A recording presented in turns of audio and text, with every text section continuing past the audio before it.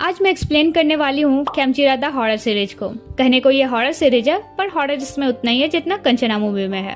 पर हमें हॉरर से क्या लेना देना जब मेन लीड्स की chemistry he on the level है। हेलो दोस्तों, वेलकम टू बीएल एक्सप्लेन। ये स्टोरी है एक क्यूट बट कर्स लड़के की, जिसे क्यों, कब और किसने कर्स दिया था उसे भी नहीं पता। इसी बीच उसकी मुलाकात होती है मॉडर्न जमाने के एक समन से जो उसकी कर्स हटाने में हेल्प करता है। पर कहानी में ट्विस्ट तब आती है जब उन्हें पता चलता है वे प्रीवियस लाइफ से कनेक्ट है। स्टोरी मुझे तो काफी पसंद आई, तो बिना लेट के चलो मैं एक्सप्लेनेशन शुरू करती हूँ। तो कहानी की स्टार्ट हमारे बॉटम मेन लीड खेम से होती है, जिसे फील होता है कि कोई उसे फॉलो कर रहा है। अब अंधेरी रात हो तो हमें भी कुछ ऐसा ही फील होता है कि कोई भूत हमारे सामने ना आ जाए। पर सच में खेम के सामने एक भूत आ जाता है, जिसे देखकर वो भागने लगता है, मगर वो घोस्ट उसे पकड़कर उसका गला दबाने लगता है। तब खेम बचपन का एक सीन याद करता है जब उसके पेरेंट्स उसे एक समन के पास ले जाते हैं अपने फैमिली कर्स को हटाने के लिए। कर्स की वजह से उसकी मॉम की तबीयत भी दिन ब दिन खराब होती जा रही थी, तो उसके पेरेंट्स समन से बात कर रहे होते हैं। तब तक खेम एक पपी को फॉलो करते हुए जंगल के तरफ चला जाता है। वहाँ वो देखता है एक घोस्ट उस पपी को मारने वाली होती है। वो उस पपी को बचाने जाता है, पर उल्टा घोस्ट उस पर अटैक करने वाली होती है कि कोई आकर खेम को बचा लेता है। खेम उसका फेस तो नहीं देख पाता है, पर उसके हाथ में बंधा एक एमुलेट देख लेता है। नेक्स्ट दिन उसे होश आता है तो उसकी मॉम उससे पूछती है, क्या तुमने फिर से घोस्ट देखा? खेम कहता है हाँ। फिर पूछता है, क्या मैं बीमार हूँ इसलिए मुझे हमेशा घोस्ट दिखते हैं? तब वो बताती है कि उनके फैमिली पे एक कर्स है कि जो भी लड़का पैदा होगा उसे घोस्ट दिखाई देंगे और वो 21 साल होने के बाद मर जाएगा। पर वो उसे डरने नहीं कहती है, बोलती है ग्रैंड मास्टर तुम्हें बचा लेंगे। तभी वो उस समन के हाथ में सेम एमुलेट देखता है। उसे लगता है इन्होंने ही उसे और पप्पी को बचाया होगा, तो उन्हें थैंक्स कहता है। फिर समन उसे वो एमुलेट देते हुए कुछ मंत्राज बताते हैं जिनसे वो घोस्ट से अपने आप को प्रोटेक्ट कर सकता था, और उन्हीं मंत्राज को पढ़कर खेम इस घोस्ट से खुद को प्रोटेक्ट कर लेता है। अब सीन चेंज होता है और हम उसी विलेज में खेम के बेस्ट फ्रेंड जेट को देखते हैं, जिसे उसके फादर उसके मास्टर यानी विलेज के समन से मिल लेने कहते हैं। वो मिलने जाता है तो रास्ते में देखता है कि खेम का 1000 मिस्ड कॉल है।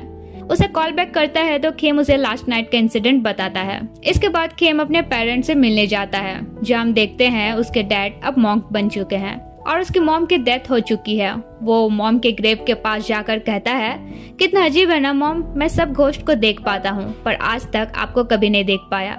डैड कहते हैं सब चीज का कोई ना कोई रीजन होता है। फिर बोलते हैं मुझे महसूस हो रहा है तुम्हारी लाइफ हार्ड होती जा रही है, इसलिए और ज्यादा केयरफुल रहना।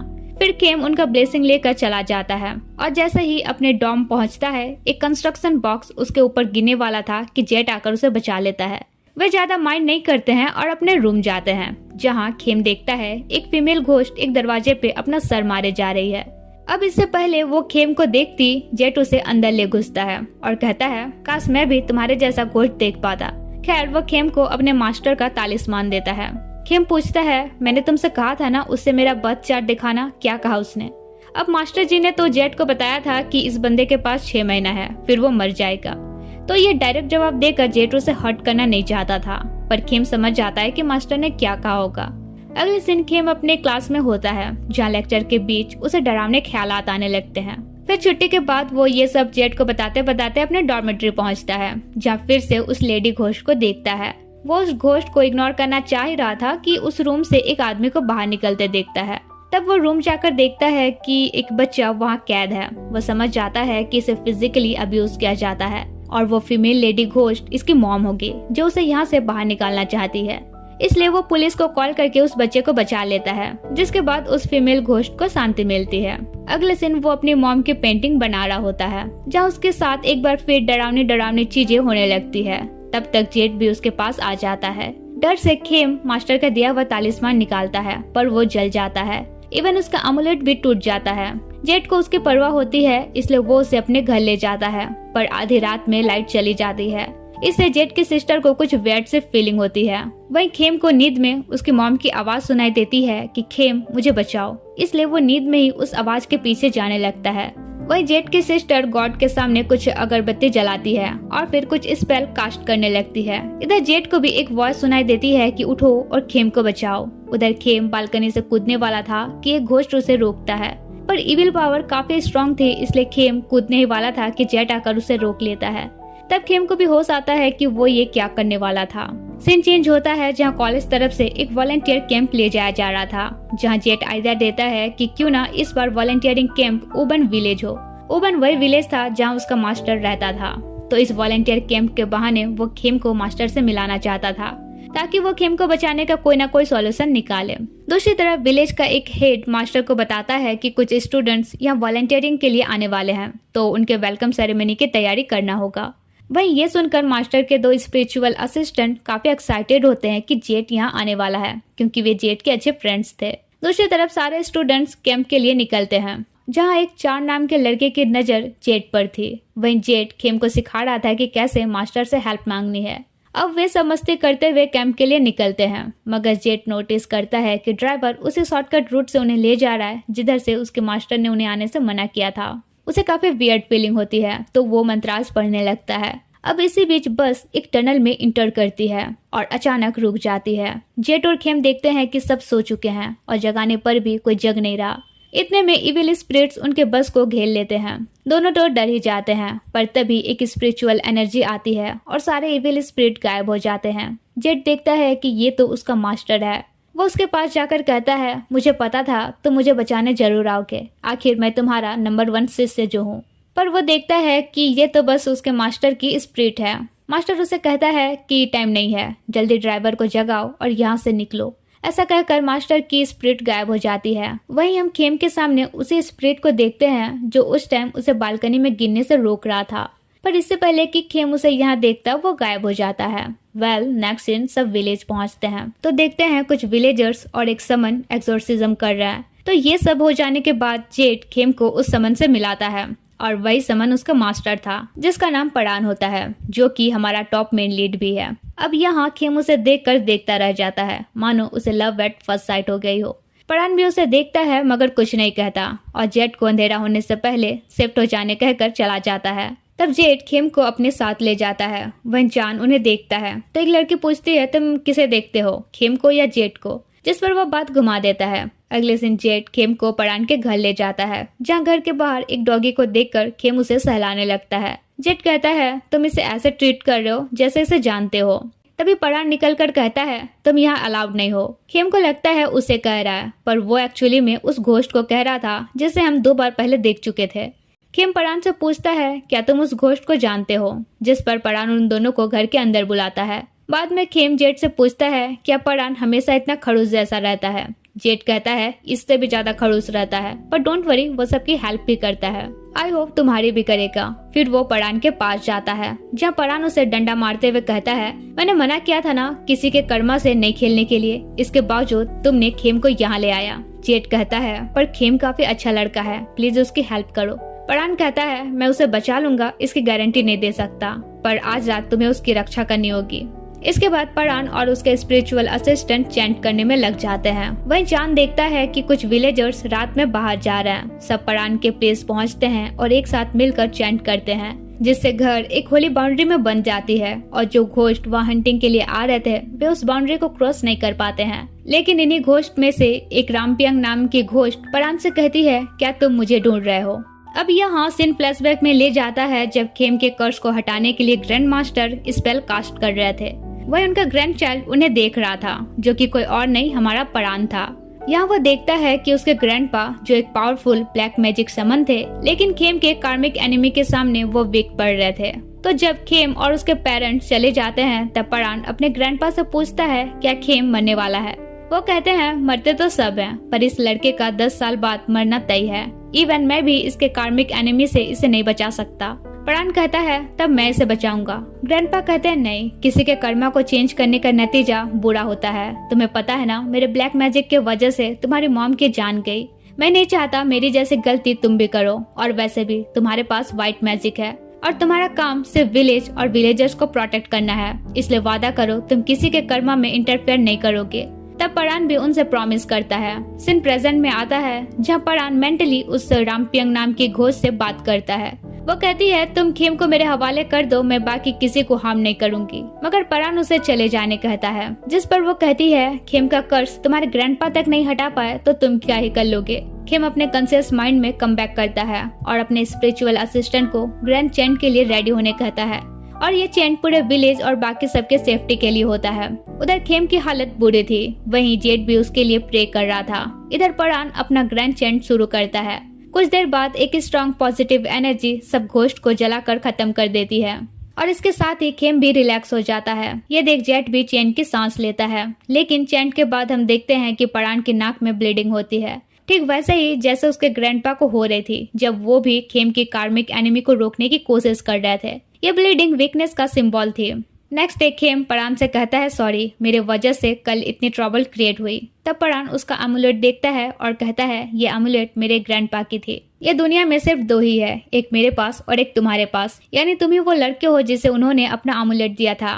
तब खेम को भी याद आता है कि बचपन में वो अपने पेरेंट्स के साथ एक बार यहाँ आया था। वो परान से पूछता है कि तुम्हारे पेरेंट्स और ग्रैंडपा कहाँ है। तब वो बताता है कि अब वे इस दुनिया में नहीं है। सुनकर उसे बुरा फील होता है। अगले दिन सारे स्टूडेंट्स अपने वॉलंटियरिंग वर्क में लग जाते हैं। कुछ अदर डिपार्टमेंट के स्टूडेंट्स भी थे तो वो खेम से दोस्ती करते हैं। चांद भी उसे फ्रेंडशिप करता है, पर जेट उन सबको खेम से दूर रहने कहता है। इवन वो चांद से भी ढंग से बात नहीं करता, जिस पर खेम जेट को चांद से फ्रेंडशिप करने कहता है, मगर जेट तो उसे एक आंख भी बर्दाश्त नहीं कर पा रहा था। अगले दिन कुछ स्टूडेंट्स एक वॉन नाम के विलेजर के साथ ड्रिंक करते हैं, जहां उन्हें ऐसा फील होता है कि वो अपनी वाइफ को काफी डरा धमका कर रखता है। खैर कुछ देर बाद सब टल्ली हो जाते हैं, पर एक बंदे को होश आता है तो वो देखता है कि वॉन अपनी वाइफ को मार रहा है। नेक्स्ट डे वो ये बात अपने फ्रेंड्स को बताता है, पर कोई बिलीव नहीं करता है क्योंकि वॉन काफी अच्छा इंसान था। पर खेम उससे कहता है अगर तुमने वायलेंस देखा है तो यहाँ के लोकल्स को इन्फॉर्म कर सकते हो। इसके बाद खेम परान से हेल्प मांगने के लिए पहले उसके लिए अच्छी डिशेस बनाकर उसे सर्व करता है। खाना काफी टेस्टी बना था तो परान भी सब खा लेता है। फिर खेम उसे अपने कर्ज को हटाने की हेल्प मांगता है। परान कहता है मेरे ग्रैंडपा ने दूसरों के कर्मा में इंटरफेयर करने नहीं कहा है, इसलिए मैं कोई हेल्प नहीं कर सकता। खेम कहता है मुझे पता है मैं सेल्फिश की तरह हेल्प मांग रहा हूँ, पर मुझे ये भी पता है लोगों को सफर होते तुम नहीं देखना चाहते। ये सुनकर परान उसे देखता रहता है। अब यहाँ सीन उनके पास्ट लाइफ के फ्लैशबैक में ले जाता है। ईयर होता है 1939। परान का नाम पवात होता है और खेम का नाम खेमिका, यानी पास्ट लाइफ में खेम एक लड़की था। यहाँ उनकी पास्ट लाइफ के बारे आगे बताया जाएगा। फिलहाल स्टोरी प्रेजेंट में कम बैक करती है, जहाँ वही वॉन नाम का आदमी अपना काम करके वापस जाता है। खेम उसकी इविल पोजेस्ड एनर्जी को महसूस करता है और परान से पूछता है क्या वॉन पोजेस्ड है। परान कहता है नहीं, हो सकता है वो जंगल में किसी स्पिरिट से क्रॉस हुआ हो, पर यहाँ नेचर और स्पिरिट्स के साथ रहना नॉर्मल है। अगले दिन वॉन अपने घर पहुँचता है और बिना मतलब अपनी वाइफ को मारने वाला था कि खेम, जेट और चांद वहाँ जाते हैं, जहाँ खेम नोटिस करता है कि वॉन की वाइफ के बॉडी में कुछ मारने के निशान हैं। बाद में वो जेट से कहता है क्या सच में वॉन पोजेस्ड है। ये सुनकर चांद पूछता है ये तुम दोनों क्या पोजेस्ड वजेस्ड की बात कर रहे हो, जिस पर जेट उससे कहता है अरे कुछ नहीं, ज्यादा दिमाग मत लगाओ, जाओ अपने घर जाओ। पर चांद को कुछ गड़बड़ लगता है। तब वो चाय नाम के एक विलेजर को वॉन से बात करने भेजता है कि क्या उसे कोई प्रॉब्लम है या फिर अपनी वाइफ के साथ उसकी कोई दिक्कत चल रही है, और चुप कर उनकी बातें सुनने लगता है। पर वॉन की नजर उस पर पड़ जाती है तो चांद को बुलाकर पूछता है क्या मेरी वाइफ ने तुम लोगों से कहा कि मैं उसे पीटता हूँ, अब तो मैं उसे और नहीं छोड़ूंगा, और अपनी वाइफ के पास जाता है। तब चांद खेम को कॉल करके बताता है कि वॉन ड्रिंक करके शायद अपनी वाइफ को पीटने वाला है। ये सुनकर खेम और जेट वॉन के घर निकल जाते हैं परान की बाइसाइकिल में। वही वॉन काफी ड्रंक होकर अपनी वाइफ को पीटने लगता है, लेकिन तब तक चांद और अंकल चाय आकर उसे रोकते हैं। तभी एक इविल एनर्जी की वॉइस आती है कि सबको मार डालो। अंकल चाय को लगता है कि वॉन पोजेस्ड है, मगर असल में पोजेस्ड तो उसकी वाइफ थी जिसे रामपियंग ने ही पोजेस्ड किया था। उधर जेट और खेम एक जगह बस भूल भुलैया की तरह राउंड लगाए जा रहे थे। जब तक उन्हें इस बात की रियलाइज होती है, कुछ स्पिरिट जेट को पकड़ लेते हैं और कुछ खेम का गला दबाने लगते हैं। उधर रामपियंग परान से कहती है अब तुम किन्हें बचाओगे, खेम या फिर अपने विलेजर्स को। जहाँ परान वॉन के घर जाता है और रामपियंग से कहता है वॉन की वाइफ के बॉडी से बाहर आ जाओ, जिस पर वो कहती है नहीं, वैसे भी इस आदमी ने अपने वाइफ को बहुत टॉर्चर किया है, तो मैं तो इसके हस्बैंड को मारकर इसकी हेल्प भी कर रही हूँ। परान उसे दूसरों के कर्मा में इन्वॉल्व होने नहीं कहता है। वही उधर परान जेट को थोड़े टाइम के लिए स्पिरिट देखने की पावर देता है और खेम की हेल्प करने कहता है। तब जेट उन स्पिरिट से खेम को बचा लेता है, लेकिन वो देखता है कि एक और स्पिरिट भी खेम की हेल्प कर रहा था। इसके बाद परान के असिस्टेंट दोनों को वॉन के घर ले जाते हैं, जहाँ परान एक्सोर्सिज्म करके रामपियंग को उस बॉडी से बाहर निकालता है।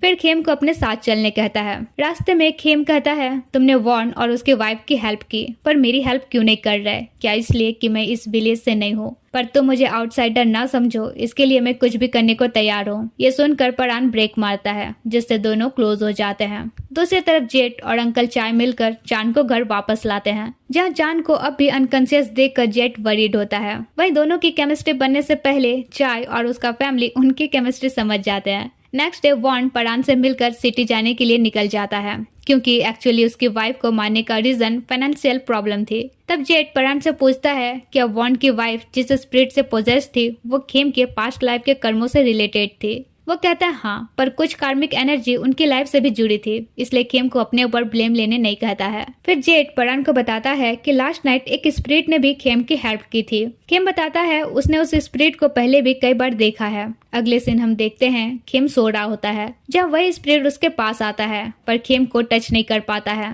तब वो परान के पास जाता है, जहाँ हमें पता चलता है कि पास्ट लाइफ में वो परान का भाई था। सीन हमें एक बार फिर उनके पास्ट लाइफ में ले जाता है, जहाँ पवात और खेमिका अपने रिलेशनशिप के बारे अपनी फैमिली को बताते हैं। दोनों के फैमिली ये सुन के काफी खुश होते हैं, पर योट यानी पवात का भाई बिल्कुल खुश नहीं था, क्योंकि वो भी सीक्रेटली खेमिका से प्यार करता था। इसके बाद हमें खेमिका के दो बेस्ट फ्रेंड्स डा और जिन को भी दिखाया जाता है। अब पवात और खेमिका शादी का प्लान कर ही रहे थे कि तभी जापान के टेररिस्ट थाईलैंड पर अटैक कर देते हैं। इसी वजह से पवात को तुरंत ड्यूटी पे वापस बुलाया जाता है, क्योंकि वो आर्मी डॉक्टर था। तो ऐसे सिचुएशन में वो खेमिका की प्रोटेक्शन की जिम्मेदारी योट को देकर अपनी ड्यूटी फुलफिल करने निकल जाता है। अब उसके जाने के कुछ टाइम बाद योट खेमिका से अपना लव कन्फेस करता है, मगर वो पवात से प्यार करती थी, इसलिए उसे रिजेक्ट कर देती है, ये कहते हुए कि अगर कभी वो वापस नहीं भी आएगा तब भी मैं उसका वेट करूंगी। ये सुनकर योट को काफी गुस्सा आता है।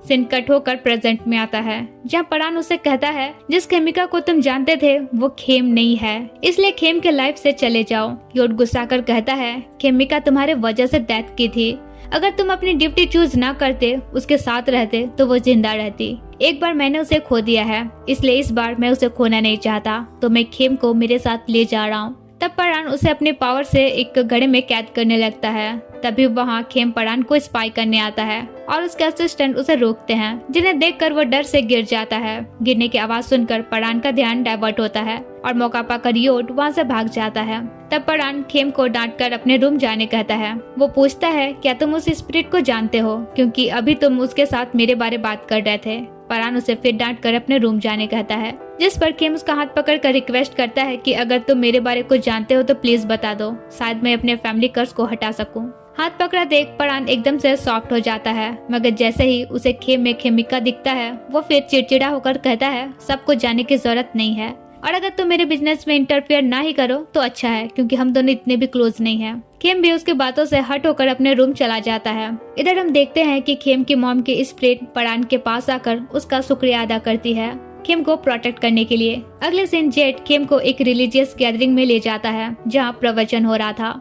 वहीं परान को एक प्रेयर सेरेमनी में जाना था, तो देखता है जेट और खेम उसकी बाइसाइकिल लेकर चले गए हैं। तब वो गॉगल्स निकालता है, पहनता है और पैदल निकल पड़ता है। उधर जेट खेम को एक बूढ़ी औरत से मिलाता है। उन्हें इस गांव में सब ग्रैंड माँ सी कहते थे। तो वो खेम से कहती है तुम्हारी सॉल वीक है पर तुम्हारी विटल फोर्स स्ट्रांग है। फिर कहती है तुम इतने क्यूट हो, अगर मेरी कोई ग्रैंड डॉटर होती तो तुम्हें उसके लिए चूज करती। अगले सीन में बिना साइकिल के बेचारा परान काफी लेट पहुंचता है, पर पहुंचते ही अपना प्रेयर स्टार्ट करता है, और ये मेरा फेवरेट सीन है। गॉगल्स पहनकर ये प्रेयर करता है। हालांकि जेट खेम को गॉगल्स पहनने का फनी रीजन बताता है कि परान की आंखों में इतनी अट्रैक्शन है कि जिसे भी वो देखता है वो उसके प्यार में पड़ जाता है, इसलिए वो मोस्ट ऑफ टाइम गॉगल्स पहना रहता है। फिर परान के प्रे करते ही बारिश स्टार्ट होती है और भीगने पर उसकी बैक साइड का टैटू दिखता है। यार इतना हॉट लगता है कि क्या ही बोलूं।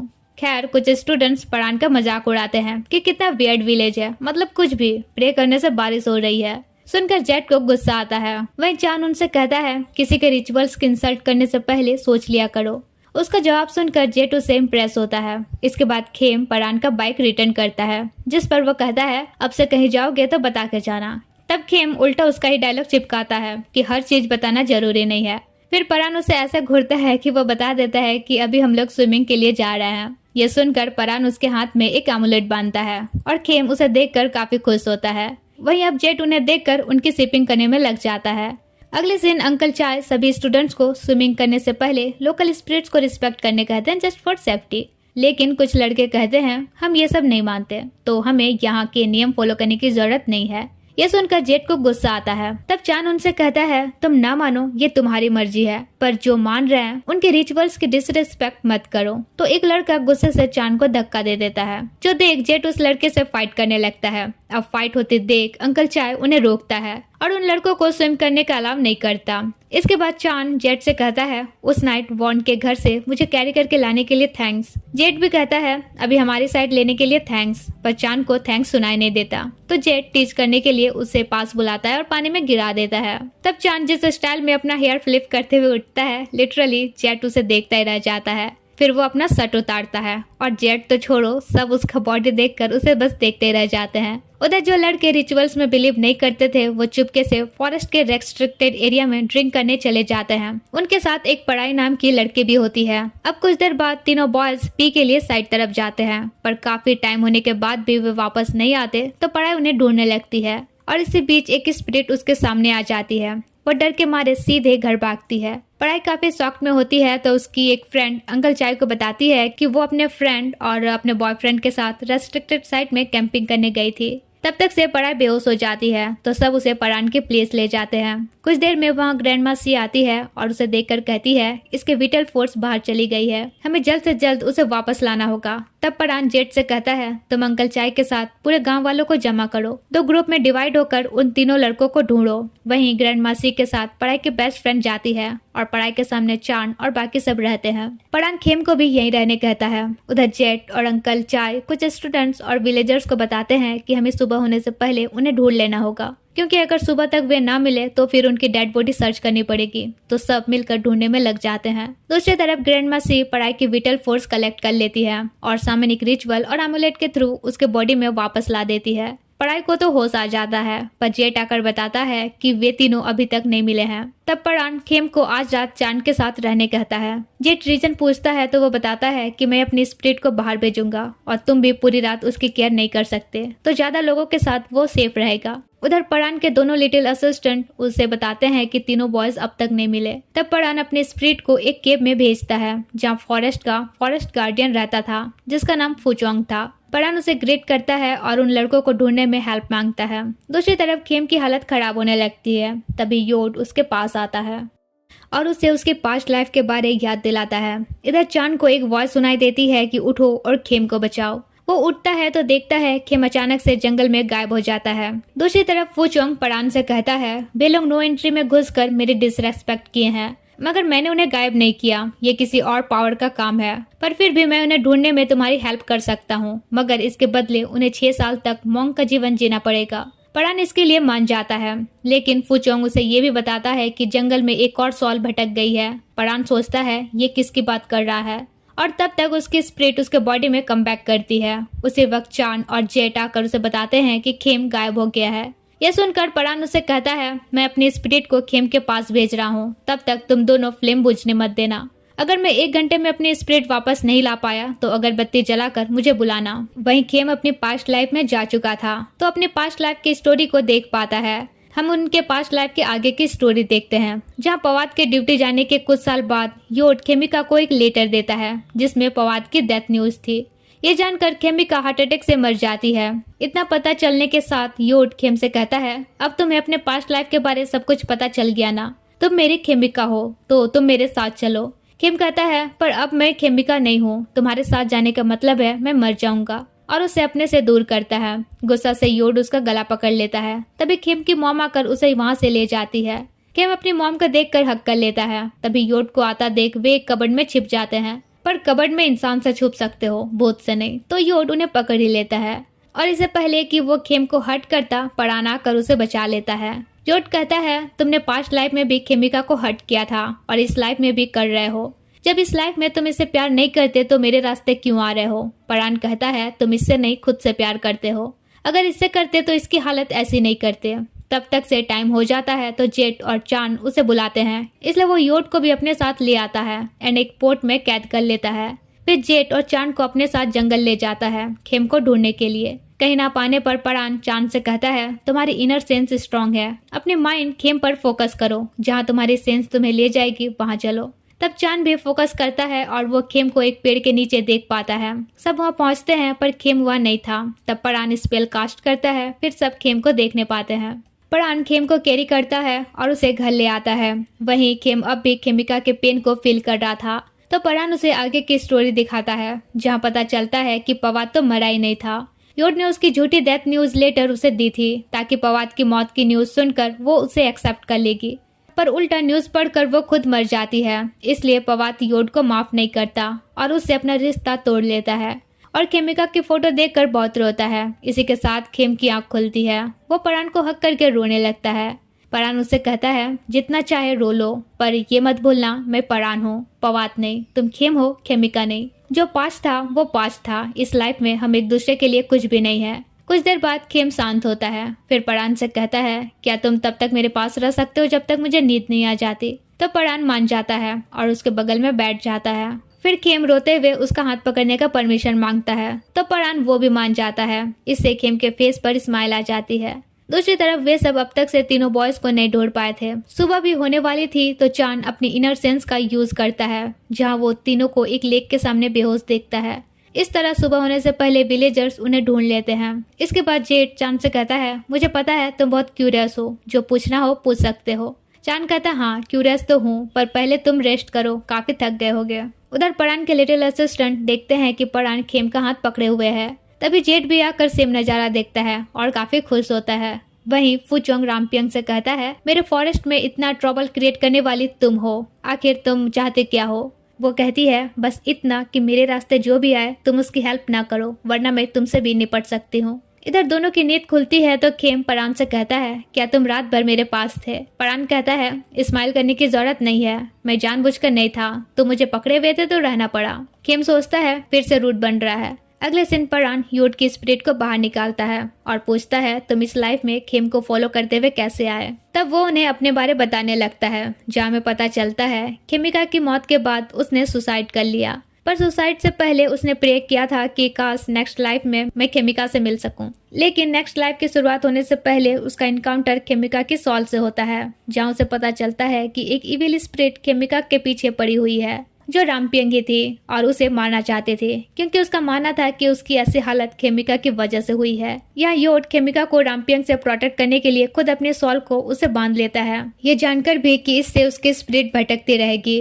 कमिंग बैक टू प्रेजेंट, योट उनसे कहता है रामपियंग बहुत स्ट्रांग है। फिर खेम से कहता है सब कुछ के लिए सॉरी, मुझे पता है तुम्हारे लिए मेरा प्यार सेल्फिश था, तुम चाहो तो मुझे माफ नहीं भी कर सकते हो। पर खेम उसे माफ कर देता है और थैंक्स भी कहता है हमेशा उसकी प्रोटेक्शन करने के लिए। फिर योट परान से कहता है अब मैं खेम को तुम्हारे हवाले छोड़ रहा हूँ, इस लाइफ में इसे बहुत प्यार देना, और उन्हें गुड बाय करके फेयरवेल लेता है। इसके बाद खेम परान से कहता है अब तो हमें पता चल गया है मेरा कार्मिक एनिमी कौन है, क्या अब तुम कुछ नहीं कर सकते। परान कहता है अब तुम्हें बैंकॉक रिटर्न जाना चाहिए, क्योंकि तुम्हारे लिए मैं अपने ग्रैंडपा से किया प्रॉमिस तोड़ नहीं सकता। मैंने योट से तुम्हारी हेल्प की क्योंकि ये मैटर मुझसे भी कनेक्ट था, इसके अलावा मैं तुम्हारी और कोई हेल्प नहीं कर सकता। फिर कहता है तुम्हारी मॉम का भी फेयरवेल का वक्त हो गया है, लास्ट टाइम उनसे बात कर लो। तो नाइट में खेम अपनी मॉम को बुलाता है और उसे हक कर लेता है। फिर पूछता है आप कभी मेरे सामने क्यों नहीं आई। वो कहती है मेरी स्ट्रेंथ काफी कम थी, अगर मैं बार बार तुम्हारे पास आती तो तुम्हारे बड़े होने से पहले मैं गायब हो जाती। खेम कहता है समझ सकता हूँ, आप भले ही सामने नहीं आती थी, पर आपकी मौजूदगी मैं महसूस कर पाता था।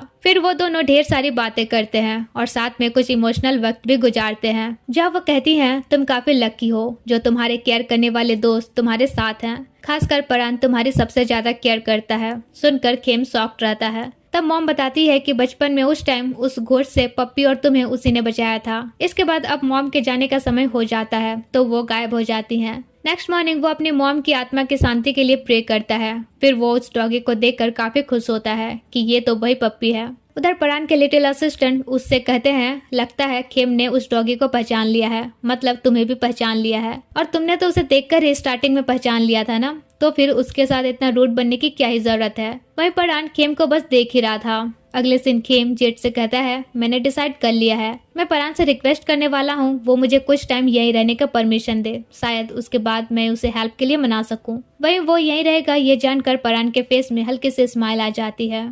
इसके बाद हम देखते हैं परान की सॉल रामपियंग के पास जाती है, जहाँ वो रामपियंग से ये सब कुछ बंद करने को कहता है, लेकिन उल्टा वो उसे हार्म करने लगती है। यहाँ परान उसके पावर के सामने वीक पड़ रहा था। इतने में परान के लिटिल असिस्टेंट आ जाते हैं और परान की सॉल को वापस ले आते हैं। वापस आते ही परान ब्लीडिंग कफ करता है। सीन चेंज होता है जहाँ खेम की मॉम की स्पिरिट अपने हस्बैंड को गुड बाय कहने जाती है। हालांकि वो उन्हें देख तो नहीं पाते हैं पर सेंस कर पाते हैं, जहाँ वो बताती है कि अभी हमारा बेटा सही सलामत है। ग्रैंड मास्टर का ग्रैंड चाइल्ड उसकी प्रोटेक्शन कर रहा है। उधर परान अपनी परवाह किए बिना पहले खेम को देखता है कि वो ठीक है या नहीं, और उसे सही सलामत देखकर रिलैक्स होता है।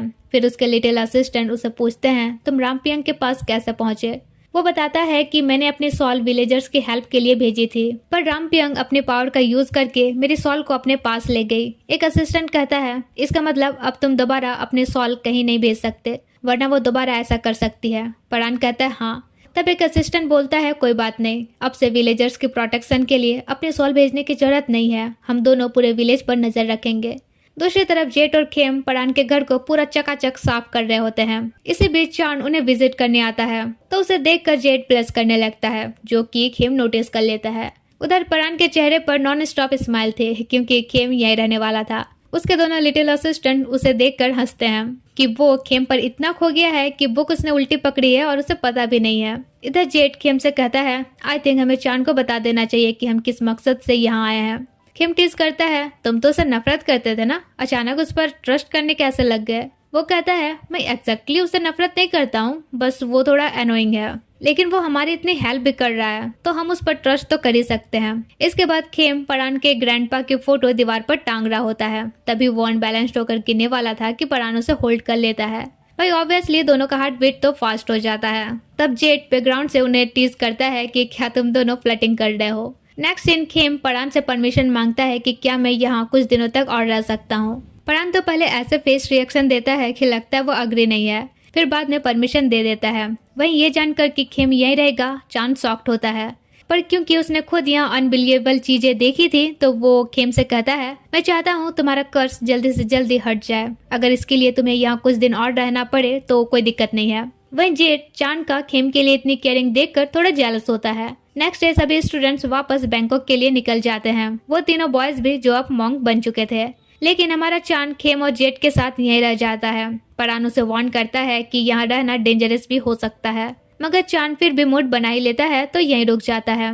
अगले दिन खेम कुछ फूल पत्ता लेकर घर आता है तो उसकी कमर हल्का सा दिख रही थी, जो देखकर परान डिस्ट्रैक्ट होता है, पर फेस में उसकी स्माइल होती है। लेकिन खेम से ऐसे बात करता है जैसे वो उसे पसंद ना करता हो। खेम कहता है, अजीब इंसान है, कभी अच्छे से बात करता है, कभी खड़ूस जैसा। अब क्योंकि जब वे तीनों यहीं रहने का डिसाइड कर लिए थे तो उन्हें यहाँ परान का शिष्य बनकर रहना था, लेकिन परान खेम को अपना शिष्य बनाने से मना कर देता है, ये कहते हुए कि मेरा शिष्य जो बनता है उसकी मोटिव इम्प्योर नहीं होनी चाहिए। ये सुनकर खेम थोड़ा हर्ट होता है। फिर परान चांद को अपना शिष्य बनाने की प्रोसेस कंटिन्यू करता है, और इस प्रोसेस में एक टास्क था कि चांद को फॉरेस्ट से एक रेड पीस पेपर लाना था, तो परान जेट को भी उसके साथ भेज देता है। फिर खेम को कुछ ऑफरिंग फ्लावर्स बनाने कहता है। खेम बड़बड़ाता है, अगर उसे मुझे अपना शिष्य बनाना ही नहीं था तो डायरेक्ट बता देता, एक्सक्यूज देने की क्या ही जरूरत थी। वहीं परान उसके हाथों की इंजरी नोटिस करता है। उधर उन्हें जंगल में रेड पेपर मिलने से पहले एक गंडा मिल जाता है। फिर दोनों ऐसे कल्टी मारते हैं जैसे ओलंपिक रेस हो। खैर किसी तरह वो रेड पेपर लेकर वापस आते हैं, जिसके बाद परान चांद को एक अमुलेट देता है उसकी सेफ्टी के लिए। ये देखकर जेट कहता है, मेरे टाइम तो तुमने मुझे कुछ नहीं दिया था, मुझे भी कुछ चाहिए। परान कहता है, क्या चाहिए? वो कहता है, क्या तुम वापस से मुझे स्पिरिट देखने का पावर दे सकते हो? फ्लैशबैक से हमें पता चलता है कि पहले जेट भी स्पिरिट से देख पाता था और लिटिल असिस्टेंट से उसकी अच्छी फ्रेंडशिप थी, पर जेट के डैड नहीं चाहते थे कि जेट को स्पिरिट देखे, क्योंकि इंसान से कम और भूतों से उसकी फ्रेंडशिप ज्यादा थी। इसलिए डैड के चाहने पर परान ने जेट की स्पिरिट्स देखने की एबिलिटी ले ली थी। तो कमिंग बैक टू प्रेजेंट, परान उसकी वो एबिलिटी वापस करता है, जिसके बाद जेट परान के लिटिल असिस्टेंट को देख पाता है और उन्हें देखकर काफी खुश होता है। इसके बाद तीनों एक ही रूम में शिफ्ट होते हैं, जहाँ चान खेम से पूछता है परान के कहने का क्या मतलब था कि तुम्हारा इम्प्योर मोटिव है। वो कहता है शायद मैं यहाँ इसलिए हूँ क्योंकि मैं सरवाइव करना चाहता हूँ, ये मेरी इम्प्योर मोटिव है। चान कहता है पर मैं यहाँ तुम्हारी हेल्प करने के लिए ही तो हूँ, उस हिसाब से तो मेरी मोटिव भी इम्प्योर हुई। तब जेट कहता है तुम डेफिनेटली हमसे कुछ छुपा रहे हो। अब खेम को सब कुछ सच बताना पड़ता है उनके पास्ट लाइफ के बारे कि वो और परान पास्ट लाइफ में कपल थे। सुनकर तो दोनों शॉक्ड रह जाते हैं। वहीं जेट काफी खुश होता है कि क्या केमिस्ट्री है। किम कहता है ज्यादा दिमाग मत लगाओ। एक्चुअली परान को लगता है कि मैं अभी भी खेमिका के फीलिंग्स को लेकर अटैच्ड हूँ, तो आई थिंक ये मेरी इम्प्योर मोटिव है। जेट कहता है लेकिन फिर भी ऑनेस्ट आंसर दो, तुम परान के लिए क्या फील करते हो। जिस पर खेम कहता है मैं उसे लाइक करता हूँ, पर मैं एक्सपेक्ट नहीं कर रहा कि वो भी मुझे लाइक बैक करे। जेट कहता है यार वो भी तुम्हारे लिए सेम फील करता है, क्योंकि दोनों लिटिल असिस्टेंट मुझे बता रहे थे कि वो तुम्हारी केयर करता है। पर चान खेम से कहता है बेटर होगा तुम गिव अप कर दो, क्योंकि एज ए समन उसकी अपनी ड्यूटीज है। सुनकर खेम हट होता है। अब आधी रात में परान उसके रूम जाता है, जहाँ पहले अपने पावर से तीनों को सुला देता है, फिर खेम के पास जाकर उसके फिंगर की इंजरीज को हील करता है। नेक्स्ट मॉर्निंग खेम की नींद खुलती है तो देखता है उसकी फिंगर की इंजरीज ठीक हो चुकी है। वो समझ जाता है कि परान ने उसकी हेल्प की है, इसलिए उसका मूड हैप्पी हैप्पी हो जाता है। फिर वे सुबह सुबह ग्रैंडमा सी को विजिट करने जा ही रहे थे कि परान के घर एक लड़की आती है। उधर ग्रैंडमा सी के पास जाकर चान भी उनसे ब्लेसिंग लेता है। फिर यहाँ जेट बताता है कि वो लड़की परान की चाइल्डहुड फ्रेंड प्रीम है और दोनों काफी क्लोज हैं। फिर कहता है डोंट वरी, मैं तो तुम्हारे साथ हूँ, मैं तुम दोनों की शिप करूंगा। तभी ग्रैंडमा सी आकर कहती है किसकी शिपिंग की बात चल रही है। जेट बताता है कि एक बुद्धू सा है जो कंफर्म नहीं है उसका क्रश उसके लिए सेम फील करता है या नहीं। वो कहती है बस इतनी सी बात है और उन्हें एक स्पेल देती है जिसके थ्रू वो ये पता कर सकते थे। तो नाइट में खेम वो स्पेल रीड करता है और जैसे ही पाउडर फूक मारता है परान रूम से बाहर निकलता है तो पूरे फेस में पाउडर पाउडर हो जाता है। फिर वो गुस्साते हुए खेम को उसका फेस वाइप करने कहता है और पूछता है क्या स्पेल कास्ट कर रहे थे। खेम डरते हुए स्पेल दिखाता है। सीन कट होकर हमें 2010 का एक फ्लैशबैक दिखाया जाता है, जब परान की मॉम की तबीयत दिन ब दिन बिगड़ते जा रही थी।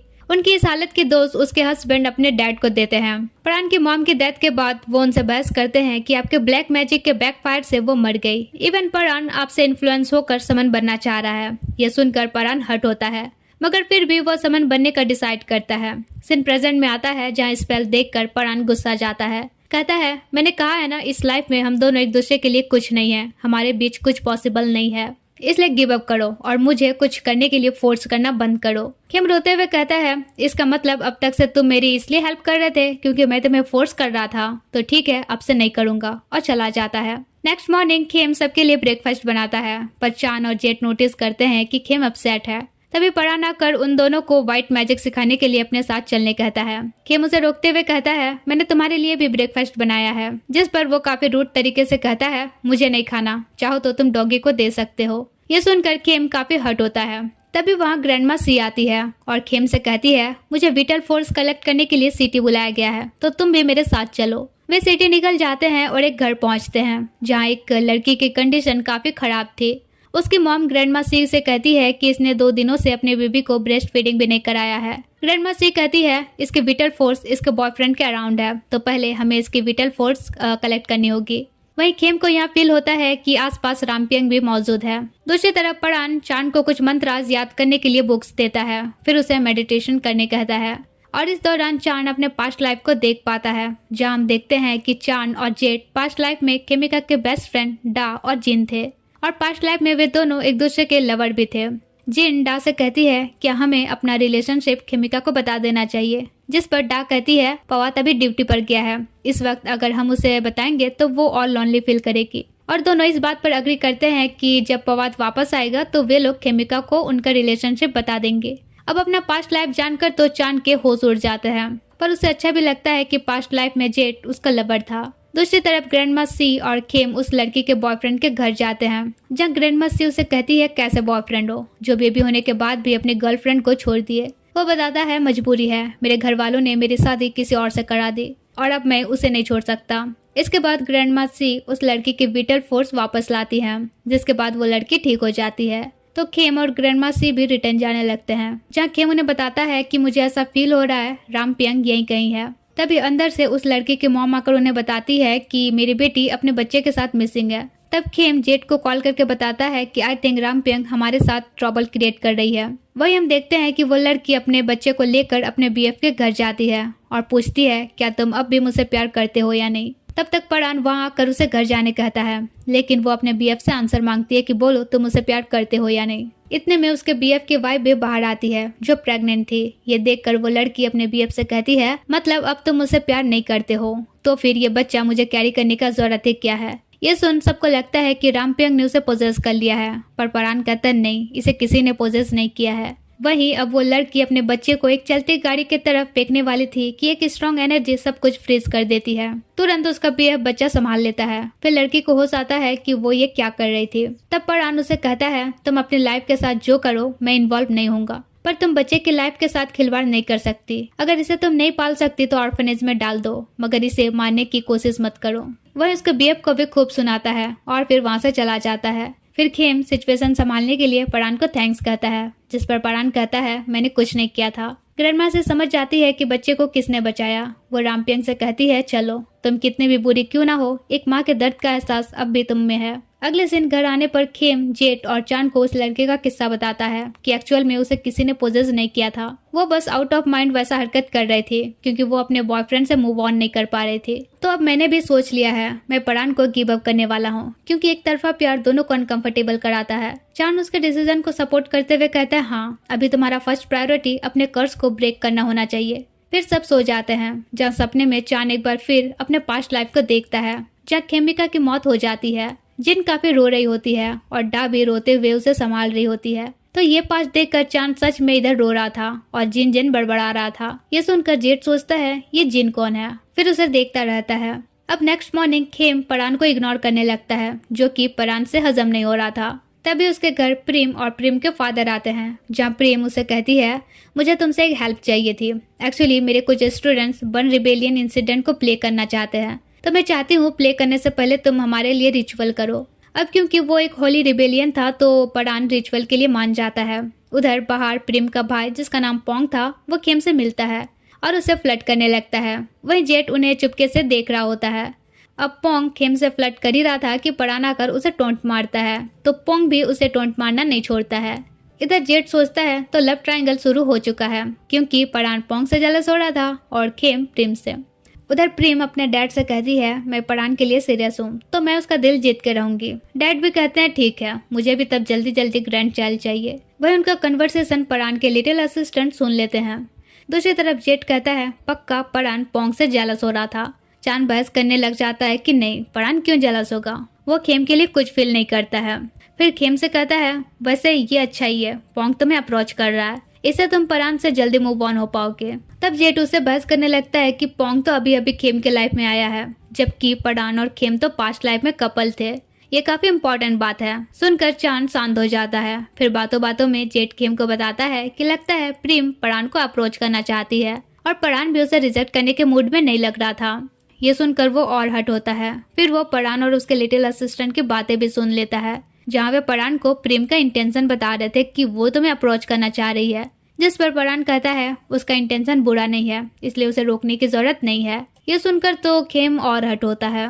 अब यहाँ सीन एक बार फिर फ्लैशबैक में ले जाता है, जब परान की मॉम की डेथ के बाद वो उनका म्यूजिक टैप सही करने की कोशिश कर रहा था। वहाँ प्रेम आती है और उसे उसकी मॉम का फेवरेट सॉन्ग सुनाने लगती है।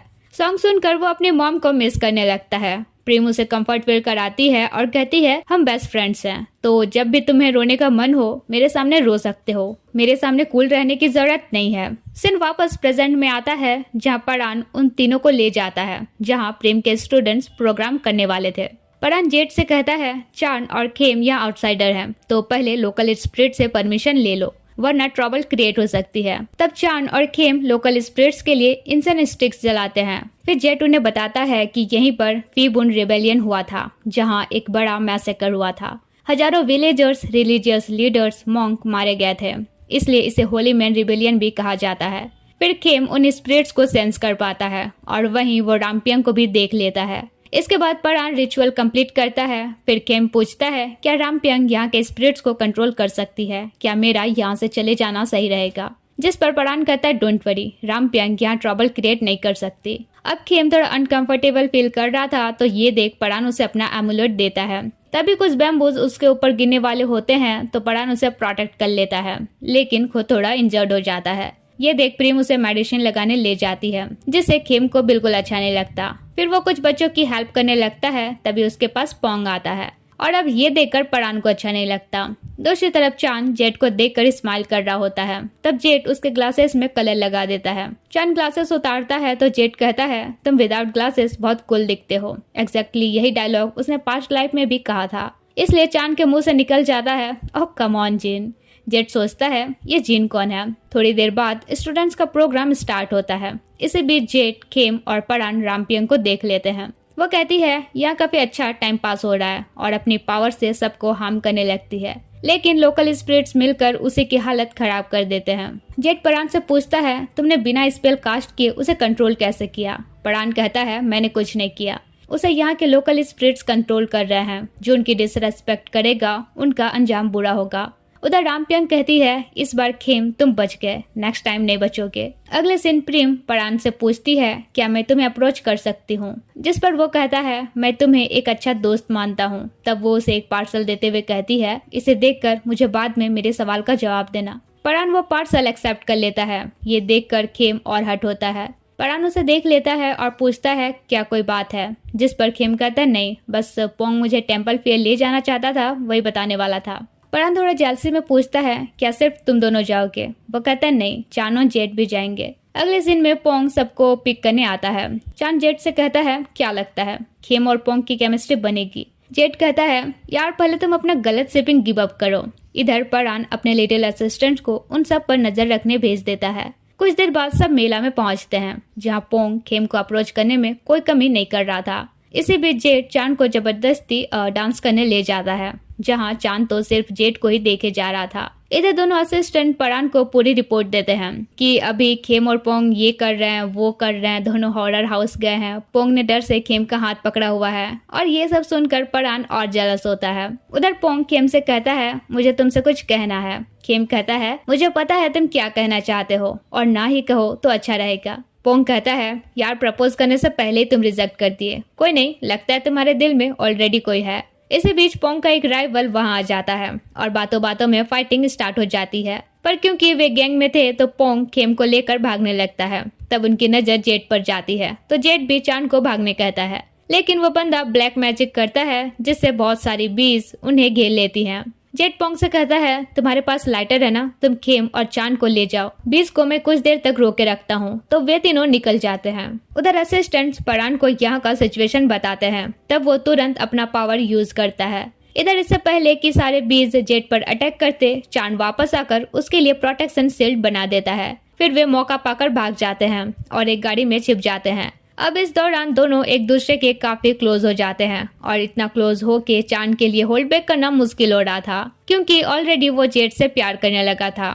वहीं जेट की हार्ट बीट भी फास्ट हो रही थी। उधर वो बंदा पोंग और खेम को घेर लेता है, पर कुछ देर बाद ही परान अपनी मैजिक पावर से सबको प्रोटेक्ट कर लेता है। हालांकि उस बंदे के ब्लैक मैजिक से पोंग थोड़ा हर्ट होता है। इधर एक लिटिल असिस्टेंट परान को बताता है कि अब सब सेफ है, पर पोंग थोड़ा इंजर्ड है। फिर परान की नजर प्रेम के पार्सल पे जाती है, जिसमें एक म्यूजिक टैप था और एक नोट था जिसमें लिखा था, मुझे पता है ये सॉन्ग तुम्हारा फेवरेट है, तो इस सॉन्ग की तरह मैं भी तुम्हारी लाइफ में वो पर्सन बनना चाहती हूँ जो तुम्हारे सुख दुख में साथ रहे। प्लीज मुझे एक चांस दो। परान वो सॉन्ग प्ले करने ही वाला था कि तभी वो चारों आ जाते हैं, जहाँ पहले परान पोंग की स्पेल रिमूव करता है। फिर जेट खेम को कहता है, तुम आज रात पोंग के साथ ही रुको। इसके बाद खेम परान से कहता है, मैंने टेम्पल फेयर से तुम्हारे लिए कुछ खाने का फूड खरीदा था, पर अब तक से ठंडा हो गया है। परान कहता है, कोई बात नहीं, तुम सर्व करो, मैं खा लूंगा। दूसरी तरफ आज चांद और जेट एक रूम में अकेले सोते हैं। चांद बीच में ढेर सारा पाउडर लगाता है। ये देखकर जेट कहता है, तुम रिसेंटली अजीब बिहेव कर रहे हो, कुछ तो छुपा रहे हो मुझसे। और ये जीन कौन है, तुम्हारी लवर? चांद पूछता है, क्या जिन से तुम जेलस हो रहे हो? जेट कहता है, टॉपिक चेंज मत करो और बताओ सब कुछ। उधर परान खेम को वही एमुलेट देता है जिसके थ्रू अभी उसने सबको प्रोटेक्ट किया था। ये देखकर खेम खुश होता है।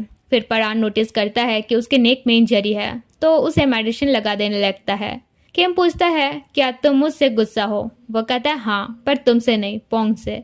उसने तुम्हें बाहर ले गया पर तुम्हारी प्रोटेक्ट नहीं कर पाया। तुम हेल्प के लिए मेरे पास आए हो और ऐसे कैसे तुम्हें कोई हर्ट कर सकता है? फिर उसके क्लोज होने लगता है। इधर चांद जेट को पास्ट लाइफ के बारे सब कुछ बताता है और कहता है मैं भी खेम की तरह अपनी पास्ट लाइफ की फीलिंग्स से बाहर नहीं आ पा रहा हूँ। समझ नहीं आ रहा पास्ट लाइफ की वजह से तुमसे अट्रैक्ट हो रहा हूँ या सच में तुम्हें लाइक करता हूँ। सुनकर जेट ब्लश करता है और उसे किस करता है और पूछता है ये फीलिंग्स कैसे थी। अब तो चांद से होल्ड बैक नहीं होता है। कहता है मुझे पता है ये काफी जल्दी है पर मैं अपनी फीलिंग समझने के लिए ट्राई करना चाहता हूँ। जेट भी ट्राई करने के लिए रेडी हो जाता है। फिर चांद उसे किस करता है एंड देन दोनों इंटीमेसी बढ़ाने लगते हैं और इसे ही कहते हैं स्लो बर्न जब बर्न होने लगे। उधर परान खेम को किस करने वाला था कि खेम से डिवाइस टच हो जाती है और सॉन्ग प्ले हो जाता है। ये सुनकर परान खुद को होल्ड बैक कर लेता है। खेम से कहता है सॉरी मैं किस नहीं कर सकता। तब खेम प्रेम का नोट पढ़ता है और कहता है समझ गया क्यों नहीं कर सकते और हट होकर वहां से चला जाता है। अगले दिन हम एक फ्लैशबैक देखते हैं जब डा अब्रॉड जाने वाली थी। वो जिन को भी अपने साथ चलने कहती है ताकि वहाँ उनके रिलेशनशिप पर कोई सवाल ना उठाए। जिन अग्री कर जाती है तब डा उसे फ्लर्टिंग करती है और इसी के साथ जेट की नींद खुल जाती है। मतलब उसने भी पास्ट लाइफ देख ली थी। तो यहाँ वो चांद को देखकर काफी ब्लश करता है। सीन चेंज होता है जहाँ ग्रैंड मासी की तबीयत डाउन चल रही होती है तो सब उन्हें विजिट करने जाते हैं। वहाँ वो सबको खाने के लिए स्टीम देती है। किम को खाता देख परान उसे कंटिन्यूअसली देखता रहता है। फिर सब उन्हें कहते हैं अब ऐसे टाइम में आपको ज्यादा रेस्ट करने की जरूरत है। परान भी उनसे यही चीज कहता है पर वो उल्टा बोलती है मेरा फिक्र करना छोड़ो, अब मेरे जाने का समय वैसा भी हो गया है। तुम अपना देखो, अगर कोई तुम्हारे दिल में है तो खुद को होल्ड बैक मत करो वरना बाद में रिग्रेट करोगे। तुम शमन हो, मॉन्क नहीं। तुम्हें प्यार करने का, फैमिली बनाने का हक है। इसके बाद घर रिटर्न जाते वक्त परान खेम को रोकते हुए लास्ट नाइट के बारे एक्सप्लेन करना चाह ही रहा था कि देखता है वहाँ प्रेम आई हुई है। तब खेम चुपचाप से अंदर चला जाता है जहाँ पोंग भी आया हुआ था परान को थैंक्स करने। यहाँ खेम पोंग के लिए ड्रिंक बनाने जाता है तो परान को जेलसी होती है। वही प्रेम देखती है कि परान ने उसका दिया हुआ टैब डिवाइस में लगाया है तो वो खुश होकर पूछती है क्या तुम मुझे चांस दे रहे हो। जिस पर वो कहता है नहीं, अच्छा होगा हम फ्रेंड्स ही रहे क्योंकि ऑलरेडी मैं किसी और को लाइक करने लगा हूँ। और खेम की तरफ देखता है तो वो समझ जाती है कि उसके दिल में खेम है। उधर खेम पोंग के लिए ड्रिंक रेडी करता है जहाँ पोंग कहता है मुझे पता है तुम परान को जेलस फील कराने के लिए मेरे साथ हो पर ऐसा करके कोई फायदा नहीं, इन द एंड तुम ही हट होगे। खेम कहता है हाँ अब मुझे भी नहीं लगता है मेरे पास कोई चांस है। पोंग कहता है इसका मतलब हम दोनों ही हार्ट ब्रोकन है तो चलो इसी बात पर चीयर्स हो जाए। फिर प्रेम और पोंग के जाने के बाद परान खेम से बात करना चाह रहा था मगर अब खेम उसे अवॉइड करता है। दूसरी तरफ जेट अपना लव बाइट का निशान देखकर कहता है यार किसी ने नोटिस तो नहीं किया होगा ना। चांद कहता है सॉरी नेक्स्ट टाइम जेंटल रहूंगा और उसे किस करता है। जेट पहले स्माइल करता है फिर कहता है क्या नेक्स्ट टाइम, और नेक्स्ट टाइम नहीं होगा कुछ। चांद कहता है क्यों, क्या लास्ट टाइम अच्छा नहीं रहा। जेट कहता है यार अच्छा था पर क्या हम इस टॉपिक पे बाद में बात कर सकते हैं, फिलहाल भूल जाओ हमारे बीच कुछ हुआ था। वहीं खेम को हल्का कोल्ड हुआ था तो नाइट में परान उसके लिए ड्रिंक रेडी करता है। फिर कहता है मैं लास्ट नाइट के बारे सब कुछ क्लियर करना चाहता हूँ। मुझे पता है मैं सडनली तुम्हें अप्रोच कर रहा हूँ इसलिए तुम अनकंफर्टेबल हो पर मैं तुम्हें बताना चाहता हूँ मैं तुम्हें लाइक करता हूँ। खेम कहता है तो कल तुम किस करते वक्त रोक क्यों गए, प्रेम के लिए। वो कहता है नहीं अपनी मॉम के लिए, वो सॉन्ग मेरी मॉम का फेवरेट था, सडनली वो प्ले हो गया था तो मुझे उनकी याद आ गई। फिर उससे अपना लव कन्फेस करता है और उससे भी पूछता है क्या तुम भी मेरे लिए सेम फील करते हो। खेम कहता है हाँ एंड देन दोनों में फाइनली किसिंग होती है जिसका हमें स्टार्टिंग से वेट रहता है। वेल अब परान और खेम डिसाइड करते हैं कि उनके रिलेशनशिप के बारे बाद में सबको बताना सही रहेगा। वही हमारा जेट खेम को कंफर्टेबल फील कराता है कि डोंट वरी रिजेक्शन मिला तो क्या हुआ, कोई और मिल जाएगा। तभी जेट उन्हें बताता है कि पोंग से बात हुई, उसने कहा परान ने प्रेम का लव कन्फेशन रिजेक्ट कर दिया। फिर दोनों दिमाग लगाते हैं कि अगर वो प्रेम से भी प्यार नहीं करता, खेम से भी नहीं करता तो किससे करता है। वहीं ये सब सुनकर खेम के फेस में हल्की से स्माइल होती है बट वो हार्ट ब्रोकन वाला एक्टिंग करता है लेकिन कर नहीं पाता है तो वहां से चला जाता है। तब ये दोनों भी एक दूसरे को देखकर अनकंफर्टेबल फील करते हैं। वहीं खेम परान को चुपके से देख रहा होता है जो विदाउट शर्ट था। परान उसे देख लेता है फिर वो डोर पूरा ओपन करता है तो दोनों एक दूसरे को देखकर शाय फील करते हैं। खेम परान को एक पिलो देते हुए कहता है ये मैंने तुम्हारे लिए बनाया है। फिर पूछता है वैसे तुम्हारे बैक साइड ये नाक टैटू का मतलब क्या है। परान कहता है मेरे ग्रैंडपा ने एक बार मेरी पास्ट लाइफ याद की थी, शायद मेरी पास्ट लाइफ नागा से रिलेटेड थी तो उन्होंने ही गुड लक के लिए ये टैटू बनवा दिया था। खेम कहता है तो क्या पास्ट लाइफ में तुम नाग थे। परान कहता है पता नहीं, हो सकता है मैं उनका सर्वेंट था या हम कुछ ऐसे रिलेशन में थे जैसे पवाट और खेमिका थे, जैसे अभी मैं और तुम हैं। खेम कहता है, कितना अजीब है ना ये सब बिलीव करना। क्या तुम्हें लगता है हमारी तरह किस्मत किसी और का भी होगा? परान कहता है, जरूरी नहीं है, पर हम जो भी करते हैं उसका असर दूसरों पर भी पड़ता है, चाहे हमें रियलाइज हो या ना हो। खेम कहता है, हाँ, ठीक उसी तरह जैसे मुझे ये नहीं पता मैंने ऐसा क्या किया है जिसकी वजह से रामपियंग मुझे हर लाइफ में मारना चाहती है। परान कहता है, हाँ, और उसकी वजह से हम हर लाइफ में एक दूसरे से मिल रहे हैं, न सिर्फ मैं और तुम बल्कि जेट और चांद भी। और बताता है प्रीवियस लाइफ में जेट और चांद जिन और डा थे। फिर कहता है, आई थिंक अब समय आ गया है हम सबको अपने पास्ट की सारी लाइफ याद करनी होगी। अगले दिन परान रिचुअल की तैयारी करता है, जहाँ जेट उसे पूछता है, तुम्हें मेरे और चांद के पास्ट लाइफ के बारे कितना पता है? वो कहता है, तुम दोनों खेम के दोस्त थे, बस इतना ही। सुनकर वो थोड़ा रिलैक्स होता है कि चलो भाई, उनके रिलेशनशिप के बारे उन्हें नहीं पता है। फिर वे रिचुअल स्टार्ट करते हैं, जहाँ खेम, जेट और चांद सिर्फ अपने प्रीवियस लाइफ के सिनेरियो को सुन पा रहे थे। बट एक टाइम सबको एक बेबी के रोने की आवाज सुनाई देती है। वहीं परान एक मॉन्क को देखने पाता है और इसी के साथ उनकी रिचुअल बीच में ही ब्रेक हो जाती है। परान कहता है, मैंने किसी को देखा जिसे मेरे ग्रैंडपा जानते थे।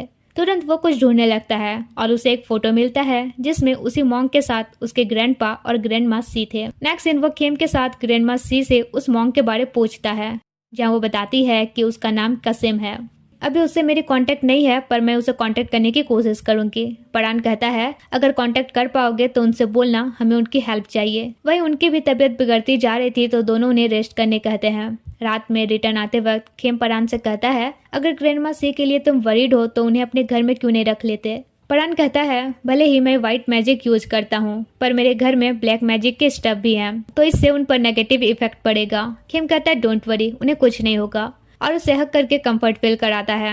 तब परान कहता है, जब हम अकेले हो तो मुझे मेरे नाम से बुलाना। ये सुनकर खेम स्माइल करता है। अगले दिन ग्रैंडमा सी उन्हें कॉल करती है और बताती है, कसम से मेरी बात हो गई, वो रामपियंग को जानता है और कल सुबह की ट्रेन से यहाँ आने वाला है। परान कहता है, कसिम आपका फ्रेंड है ना, आप भी रेडी रहना कल उनसे मिलने के लिए। लेकिन हम देखते हैं ग्रैंडमा सी की हालत और खराब होने लगती है। वो सोचती है, पता नहीं कल मैं कसिम से मिल पाऊंगी या नहीं, और एक नोट लिखती है। नेक्स्ट मॉर्निंग जेट और चांद कसिम को पिक करने स्टेशन जाते हैं, पर पता चलता है कि ट्रेन 24 घंटा डिले है। बारिश भी हो रही होती है, तो दोनों डिसाइड करते हैं कि नियर बाय होटल में नाइट स्पेंड करेंगे। फिर कॉल करके खेम को इस बारे बताते हैं। इधर तब परान खेम के पास आकर उसे टीज करने लगता है। फिर कहता है, तो आज तुम अकेले सोने वाले हो, अगर रामपियंग रात में डराने आई तो? खेम कहता है, तब तुम मेरे साथ रहो। तो रात में परान उसे कंपनी देता है। खेम कहता है, क्या तुम बैठे बैठे टाइट फील नहीं कर रहे? वो कहता है, ये फर्स्ट टाइम नहीं है जब मैं तुम्हें ऐसे कंपनी दे रहा हूँ। तब खेम कहता है, क्या मेरे साथ सो सकते हो? पता नहीं मेरे पास और कितने टाइम बचे हैं, अगर मैंने अपनी दिल की नहीं सुनी तो कहीं इस लाइफ में भी रिग्रेट ना करूं। ये सुनकर परान बुक बंद करता है जिसमें वो पैशंस के बारे ही पढ़ रहा था। दूसरी तरफ जेट और चांद एक रूम में बड़ी अनकंफर्टेबल होकर ड्रामा देख रहे थे। वैसे जो ड्रामा देख रहे हैं, क्या उसकी भी एक्सप्लेनेशन कर दूं? यस और नो कमेंट करना। यहाँ जेट चांद से कहता है, अब मैं अपनी फीलिंग समझ नहीं पा रहा कि सच में तुम्हें लाइक करता हूँ या पास्ट लाइफ की ये फीलिंग्स है। चांद कहता है, मैंने अपनी वर्जिनिटी खोई, मैं तो कंफर्म हूँ। जेट कहता है, मैंने भी खोई है, मेरा भी ये फर्स्ट टाइम था, पर मुझे थोड़ा और वक्त चाहिए। चांद सुनकर खुश होता है कि ये उसका फर्स्ट टाइम था। फिर दोनों म्यूचुअल अंडरस्टैंडिंग के साथ डिसाइड करते हैं कि अभी वे सिचुएशनशिप में रहेंगे। इसके बाद चांद तो आज भी मूड बना लेता है, पर जेट कहता है, आज नहीं, आज बस हाथ पकड़ के सोएंगे। तो चांद भी मान जाता है। उधर परान खेम से कहता है, मैं तुम्हें कुछ नहीं होने दूंगा। तब खेम उसे किस करता है। फिर तो दोनों में किसिंग स्टार्ट होती है। इसी बीच खेम पूछता है, क्या हमारा ये करना गलत है? परान कहता है, नहीं, बात जब प्यार की हो तो कुछ भी गलत नहीं होता। देन दोनों धीरे धीरे अपनी इंटीमेसी बढ़ाते हैं और अपना नाइट स्पेशल बनाते हैं। नेक्स्ट मॉर्निंग खेम की नींद खुलती है। वो परान को देखकर स्माइल करता है और उसे किस करता है। उधर दोनों स्टेशन में ट्रेन का वेट कर रहे होते हैं, जहाँ चांद जेट से कहता है, खेम को कॉल करो, मुझे कुछ वियर्ड से फीलिंग आ रही है। जेट खेम को कॉल करता है, मगर उसका मोबाइल साइलेंट था। वहीं खेम के पास ग्रैंडमा सी आती है और परान के लिए उसे कुछ डिश देती है और अपने साथ ऑफरिंग फ्लावर्स तोड़ने जाने कहती है, जिस पर वो अग्री कर जाता है। अगले दिन परान सोकर उठता है तो खेम का नोट देखता है कि मैं ग्रैंडमा सी के साथ फ्लावर तोड़ने लेके जा रहा हूँ, टेबल में तुम्हारे लिए कुछ फूड है, खा लेना। अब वो जैसे ही खाता है उसकी हालत खराब होने लगती है। वो गिर जाता है और आंखों से मुंह से ब्लीडिंग होने लगता है। वो तुरंत अपने असिस्टेंट को खेम की हेल्प के लिए भेज देता है। उधर वे लेक पहुंचते हैं, जहाँ हम देखते हैं वो ग्रैंडमा सी तो थी ही नहीं। ऑब्वियसली रामपियंग ने उन्हें पोजेस कर लिया था। दूसरी तरफ मोंग कसिम उनके पास पहुंचते हैं और कहते हैं जल्दी घर चलो, कुछ बुरा होने वाला है, मुझे ऐसे फीलिंग आ रही है। वही लेक में खेम डर से गिर जाता है, जहाँ रामपियंग आकर उसका गला दबाने लगती है। वो अनकॉन्शियस हो जाता है और यहाँ वो प्रीवियस लाइफ देखने पाता है जो रामपियंग से रिलेटेड थी। ईयर होता है 1767, जहाँ इस लाइफ में भी खेम एक लड़की होता है। वो किंग के घर में पैदा तो होता है, पर उसकी मॉम किंग की सेकंड मिस्ट्रेस थी। किंग को बेटा चाहिए था, मगर क्वीन से भी बेटा पैदा नहीं हो रहा था और ना ही किसी मिस्ट्रेस से। तो इस बार क्वीन प्रेग्नेंट होती है, जहां फॉर्चून टेलर बताता है कि इस बार बेटा पैदा होगा। सुनकर सब खुश होते हैं। तभी एक सर्वेंट आकर किंग को बताता है कि मिस्ट्रेस रामपियंग प्रेग्नेंट है। सुनकर किंग डबल खुश होता है, पर क्वीन इससे खुश नहीं होती। कुछ टाइम बाद किंग को अर्जेंट काम से बाहर जाना पड़ता है। वो अपनी तीनों वाइफ से कहता है सब मिलजुल कर अच्छे से रहना, मगर क्वीन को रामपियंग के प्रति किंग का प्यार बर्दाश्त नहीं होता। बाद में खेम और उसकी मॉन्ग रामपियंग से मिलती है, जहाँ रामपियंग कहती है अगर खेम लड़का होता तो किंग उसे जरूर चैरिश करते। खेम की मॉन्ग कहती है अच्छा है वो लड़की है, वरना क्वीन को तो तुम जानती हो जीना हराम कर देती, और तुम्हें भी पता है अगर तुम्हारा बेटा हुआ तो वो तुम्हें भी शांति से जीने नहीं देगी। रामपियंग कहती है पर मेरी जैसे सर्वेंट को क्वीन अपना राइवल कैसे मान सकती है। खेम की मॉम कहती है तुम्हारे बच्चे में किंग का खून है, वो तुम्हें अपना राइवल तो मानेगी ही, इसलिए सोच समझ कर डिसीजन लो, अपने लाइफ और अपने बच्चे को चैरिश करना चाहती हो या नहीं, क्योंकि अभी सिर्फ तुम 21 साल की हो, जीने के लिए तुम्हारी पूरी लाइफ बची है। तभी उन्हें न्यूज मिलता है कि क्वीन बच्चे को जन्म दे रही है। उधर हम देखते हैं क्वीन इस बार भी मरे हुए बच्चे को जन्म देती है। ये जानकर रामपियंग डर जाती है। कुछ दिनों बाद वो एक हेल्दी बेटे को जन्म देती है और डिसाइड करती है कि यहाँ से भाग जाए और इस बच्चे के साथ रहे। खेम की मॉम कहती है ठीक है, तब मैं तुम्हें भगाने में हेल्प करूंगी। लेकिन जब रामपियंग अपनी सर्वेंट के साथ भाग रही थी तो क्वीन उसे देख लेती है और उसका बच्चा छीन लेती है। तब रामपियंग की सर्वेंट बच्चा दोबारा वापस लेने की कोशिश करती है, मगर क्वीन उसे मार डालती है। इधर खेम की मॉम को पता चलता है कि क्वीन ने रामपियंग को पकड़ लिया है और खेम गायब है। उधर क्वीन रामपियंग से कहती है अगर मेरा बेटा प्रिंस नहीं बन सकता तो एक मिस्ट्रेस का बेटा भी नहीं बनेगा, और उसके बेटे को पानी में फेंक देती है। वही खेम ये सब देख लेता है और चिल्ला उठता है, जिसे क्वीन देख लेती है। बाद में क्वीन उसकी मॉम को धमकी देती है अगर किंग को इस बारे कुछ बताया तो तुम्हारी दोनों सर्वेंट और खेम जिंदा नहीं रहेंगे। नेक्स्ट सीन सभा में क्वीन झूठा स्टोरी बनाकर रामपियंग को फंसा देती है कि उसने मेरे बेटे को मार डाला क्योंकि उसे मरा हुआ बेटा पैदा हुआ था। रामपियंग खेम और उसकी मॉम को सच बताने कहती है, मगर डर से वे क्वीन की साइड लेते हैं। इवन अपने सर्वेंट्स को बचाने के लिए खेम भी रामपियंग की साइड नहीं लेता, और इस तरह किंग रामपियंग को मार डालने की सजा देता है, जहां वो मरते मरते किंग और उसके ब्लड लाइन्स को कर्स देती है कि इस जन्म में तुम्हारा कभी बेटा पैदा नहीं होगा। अगर तुम सब मर जाओगे तो अगले जन्म में फिर मिस फॉर्चून के साथ पैदा होगे। अगर लड़की पैदा होगी तो अपने बी लेफ्ट होने की वजह से उसकी डेथ होगी। अगर लड़का पैदा होगा तो अपने 21 साल होने पर मर जाएगा। और फिर खेम हर जन्म में सबकी मौत देख पाता है। फिर रामपियंग आकर कहती है इस लाइफ में सब अपने कर्मा के हिसाब से मर गए, बस तुम बचे हो। तब तक दोनों लिटिल असिस्टेंट्स उसे होश में लाने की कोशिश करते हैं। इधर जेट और चांद मोंग के साथ घर पहुंचते हैं तो परान को अनकॉन्शियस देखते हैं। तुरंत मोंग उस पर स्पेल कास्ट करके उसे होश में लाते हैं। उधर वे खेम को पानी से बाहर निकाल लेते हैं, पर एक असिस्टेंट को रामपियंग पकड़ लेती है। इतने तक में परान और सब लेक पहुंचते हैं, जहां खेम बताता है कि ग्रैंडमा शिव पानी में है। तुरंत परान लेक में कूद जाता है और पहले अपने असिस्टेंट को रामपियंग से बचाता है। हालांकि इससे वो हमेशा के लिए गायब हो जाता है। फिर अपने पावर से रामपियंग को वहां से गायब करता है और ग्रैंडमा शिव को बाहर निकालता है, लेकिन इतनी देर तक में वो मर चुकी थी। खेम ये एक्सेप्ट नहीं कर पा रहा था कि वो मर चुकी हैं, तो परान उसे संभालता है। अगले दिन सब ग्रैंडमा शिव के फ्यूनरल में आते हैं, पर खेम अंदर नहीं जाता। बाद में मोंग कसिम उसे ग्रैंडमा शिव का लेटर दिखाते हैं और कहते हैं अपने हार्ट कंडीशन की वजह से उसकी तबीयत ऑलरेडी खराब थी और फिर रामपियंग ने उसे पोजेस किया था, इसलिए उसके डेथ का जिम्मेदार तुम अपने आप को मत मानो। फ्यूनरल प्रोसेस कंप्लीट हो जाए फिर हम सब रामपियंग से डील करेंगे। इसके बाद वो घर जाता है तो देखता है कि परान का दूसरा लिटिल असिस्टेंट भी अब अपने फ्रेंड के पास जाने की रिक्वेस्ट कर रहा है। जेट उससे कहता है प्लीज तुम तो मुझे छोड़कर मत जाओ, पर वो कहता है मैं उसके बिना नहीं रह सकता। खेम उसे सॉरी कहता है कि मेरी वजह से अब वो इस दुनिया में नहीं है। वो कहता है इसमें तुम्हारी गलती नहीं है, ये हमारा फर्ज था, पर उसके बिना मैं यहाँ अकेले नहीं रह सकता। इसलिए परान उसे भी इस लाइफ से विदा कर देता है। नेक्स्ट सीन ग्रैंडमा शिव का फ्यूनरल कंप्लीट होता है, जहाँ पूरे विलेज में मातम का माहौल था। जेट चांद से कहता है जिनसे भी मैं प्यार करता था सब छोड़ के चले गए, ग्रैंडमा शिव, दोनों लिटिल असिस्टेंट। चांद कहता है डोंट वरी, वे सब अब पीस में है, और अगर वे तुम्हें कहीं से देख भी रहे होंगे तो इस तरह तुम्हें सैड देखकर खुश नहीं होंगे। और वैसे भी अब मैं तुम्हारे साथ हूँ एज अ फ्रेंड। जेट कहता है थैंक यू मुझे समझने के लिए और मेरे साइड रहने के लिए। एक बार खेम की ये सब प्रॉब्लम सॉल्व हो जाए फिर हम हमारे बीच सब कुछ क्लियर करेंगे। फिर नाइट में खेम अपना बोरिया बिस्तर लेकर परान के घर से जाने लगता है। परान रोकते हुए कहता है मत जाओ, मेरे साथ रहो। खेम कहता है मेरी वजह से तुमने ग्रैंड मासी, लिटिल असिस्टेंट सभी को खो दिया। अगर मैं यहाँ रहा तो तुम जिनसे भी प्यार करते हो सबको खो दोगे। परान कहता है उन सब के जाने का दोष अपने ऊपर मत लो और प्लीज अब तुम भी मुझे छोड़ के मत जाओ, और उसे हक कर लेता है। तभी उसे वीकनेस फील होती है तो खेम उसके केयर करने लगता है। फिर परान सो जाता है, तब खेम उसे किस करता है। नेक्स्ट मॉर्निंग परान की नींद खुलती है तो वो खेम का नोट देखता है जिसमें लिखा था मैं काफी लकी हूँ जो मुझे इतने प्यार करने वाले लोग मिले, पर अब मैं अपनी वजह से किसी को हर्ट करना नहीं चाहता। उधर खेम स्टेशन में जाकर जेट के बारे सोचता है। यह सीन हमें 3 साल पीछे फ्लैशबैक में ले जाता है जब यूनिवर्सिटी में एडमिशन के बाद पहली बार खेम की मुलाकात जेट से होती है। फ्रेशर्स एक्टिविटी के दौरान ऊपर से एक पोट खेम पर गिरने वाला था लेकिन जेट उसे बचा लेता है।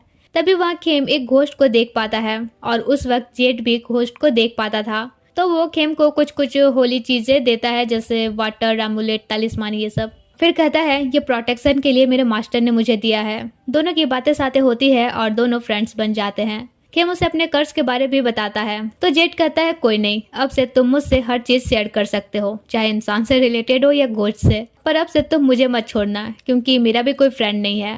ये सब वो याद कर ही रहा था कि तब तक जेट और चांद वहाँ पहुँच जाते हैं। जेट खेम से कहता है तुमने कहा था ना तुम मुझे कभी नहीं छोड़ोगे। खेम कहता है तुम ग्रैंड मासी, लिटिल असिस्टेंट जिनसे भी प्यार करते थे सब मेरे वजह से चले गए। जब से मैं तुम सबके लाइफ में आया हूँ तुम लोगों के साथ कुछ अच्छा नहीं हुआ है। जेट कहता है कैसे अच्छा नहीं हुआ है, तुम परान से मिले, हम जेट से मिले, इसलिए खुद को ब्लेम करना बंद करो। चांद भी उसे नहीं जाने कहता है। तब खेम कहता है पर मैं और विलेजर्स को ट्रबल में डालना नहीं चाहता। जेट कहता है तो फिर ठीक है, हम दोनों भी तुम्हारे साथ बैंकॉक चलेंगे, और तीनों एक दूसरे को हक करते हैं। अगले दिन बैंकॉक पहुंचकर जेट और चांद खेम के डॉर्म में ही शिफ्ट हो जाते हैं। जेट की सिस्टर जिसका नाम जेन है वो आकर बताती है कि डॉर्म की लैंडलेडी एथिस्ट है, तो डॉर्म के सामने कोई मंदिर बनाने का अलाउ नहीं कर रही, बट रूफटॉप में मंदिर बनाने का अलाउ उसने कर दिया है, तो 3 दिनों में रूफटॉप पर मंदिर वगैरह लग जाएगा। फिर खेम से कहती है क्या तुम परान के बिना सब हैंडल कर सकते हो। वो कहता है कोशिश करूंगा। इसके बाद जेट कहता है अगले 7 दिन में खेम का बर्थडे है, वो 21 साल का हो जाएगा। अगर मिडनाइट तक हम उसे सेफ रख पाएंगे तो इसका मतलब उसका कर्ज ऑटोमेटिकली ब्रेक हो जाएगा। नेक्स्ट डे खेम कॉलेज के लिए निकलता है। जेट और चांद भी उसके साथ थे। तभी चांद को कुछ वियर्ड से फीलिंग आती है और वो तुरंत खेम को साइड करता है, इसलिए खेम का फाइनल डेस्टिनेशन होते होते यहाँ नहीं होता है। अब ये देखने के बाद दोनों उसे अपने बर्थडे तक रूम पे ही रहने कहते हैं और बारी बारी से उसके गार्डिंग करते हैं। अब उसके बर्थडे को 4 दिन बचे थे। चांद डॉम के बाहर लोकल स्पिरिट्स को फूड ऑफरिंग करता है और रिक्वेस्ट करता है कि यहाँ ना आए वरना रामपियंग उनका माइंड कंट्रोल कर लेगी। तभी जेट आकर उसे होली वाटर से प्यूरिफाई करता है और टीज करने के लिए उसका ग्लासेस भिगा देता है ताकि वो बिना ग्लासेस के उसे थोड़ी देर निहार सके। चांद भी ब्लश करता है। फिर जेट उस पर होली वाटर छिड़कता है। दोनों एक दूसरे को देखकर स्माइल करते हैं। तभी जेन बीच में आकर उनका फ्लटिंग सीन को किरकिरा कर देती है। नेक्स्ट डे वे रूफटॉप पर मंदिर लगाकर एक मॉन्क पे बुलाते हैं और रिचुअल वगैरह कंप्लीट करते हैं। नेक्स्ट डे खेम अपने डैड को कॉल करके बताता है कि अभी मैं ठीक हूँ, आप मेरी टेंशन मत लेना। अब बर्थडे से एक दिन पहले नाइट में जेट और चांद खेम की लॉन्ग लाइफ के लिए लैल्टन जलाकर विश मांगते हैं। दोनों उसे कहते हैं डोंट वरी, आज रात भर हम तुम्हारे लिए प्रे करेंगे। सुनकर खेम उन्हें हक कर लेता है। इसके बाद तीनों रूम वापस आने लगते हैं जहाँ खेम एक बार फिर रामपियंग को देखता है। एक्चुअली जब से वो बैंकॉक आया है तब से रामपियंग उसके माइंड में थी, पर वो दोनों वरीड ना हो इसलिए वो ये बात उन्हें नहीं बता रहा था। अगले दिन जेट और चांद मंत्रास पढ़ने लगते हैं, बट इविल पावर के सामने वे नहीं टिक पाते हैं और बेहोश हो जाते हैं। तब रामपियंग खेम को पोजेस कर लेती है, जिसके बाद खेम सीधे रूफटॉप पर जाता है जहाँ मंदिर में एक मीट का टुकड़ा रखा था जिसे वो खाने लगता है। तभी इधर परान का दिया हुआ एमुलेट से चांद जग जाता है। फिर वो जेट को भी उठाता है और दोनों रूफटॉप पर जाते हैं जहाँ खेम नीचे कूदने वाला था।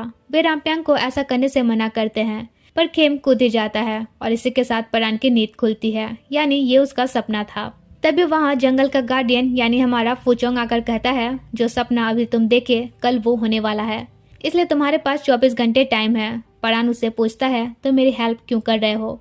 फुचोंग कहता है मैं अपना डेट चुका रहा हूँ, और 1000 साल पहले की उनकी प्रीवियस लाइफ बताता है जहाँ फुचोंग और परान अंडरवर्ल्ड के पवित्र हथियार के रक्षक थे, पर उस पवित्र हथियार का यूज करके फुचोंग ने अपराध किया था। हालांकि इसका यूज उसने सही काम के लिए किया था। उसके बेटे को जिसने मारा था उसे मारने के लिए उसने यूज किया था, पर रक्षक होकर पवित्र हथियार का यूज करना अपराध था तो था। इसलिए जब गॉड उसे पनिशमेंट देने वाले होते हैं तब पड़ा ना कर उस अपराध का दोष अपने ऊपर ले लेता है। इसलिए गॉड फुचोंग की पनिशमेंट कम करते हुए ये पनिशमेंट देते हैं कि तुम मॉर्टल वर्ल्ड में पुनर्जन्म लोगे, एक जंगल में बिना पावर के, एक नागराज के रूप में, जहां से तुम्हें अपनी कल्टीवेशन दोबारा शुरू करनी होगी। वहीं परान को भी पनिशमेंट देते हैं कि अब से तुम्हारा भी पुनर्जन्म मॉर्टल वर्ल्ड में होगा। इसी के साथ परान वैनिश हो जाता है, पर फुचोंग इसे गिल्ट फील करता है। तब गॉड उसे कहते हैं, मुझे पता है उसने तुम्हें बचाने के लिए दोष अपने ऊपर लिया है। फुचोंग पूछता है, तो फिर आपने उसे पनिशमेंट क्यों दी? गॉड कहते हैं, वो हजारों सालों से पवित्र हथियार की रक्षा कर रहा था,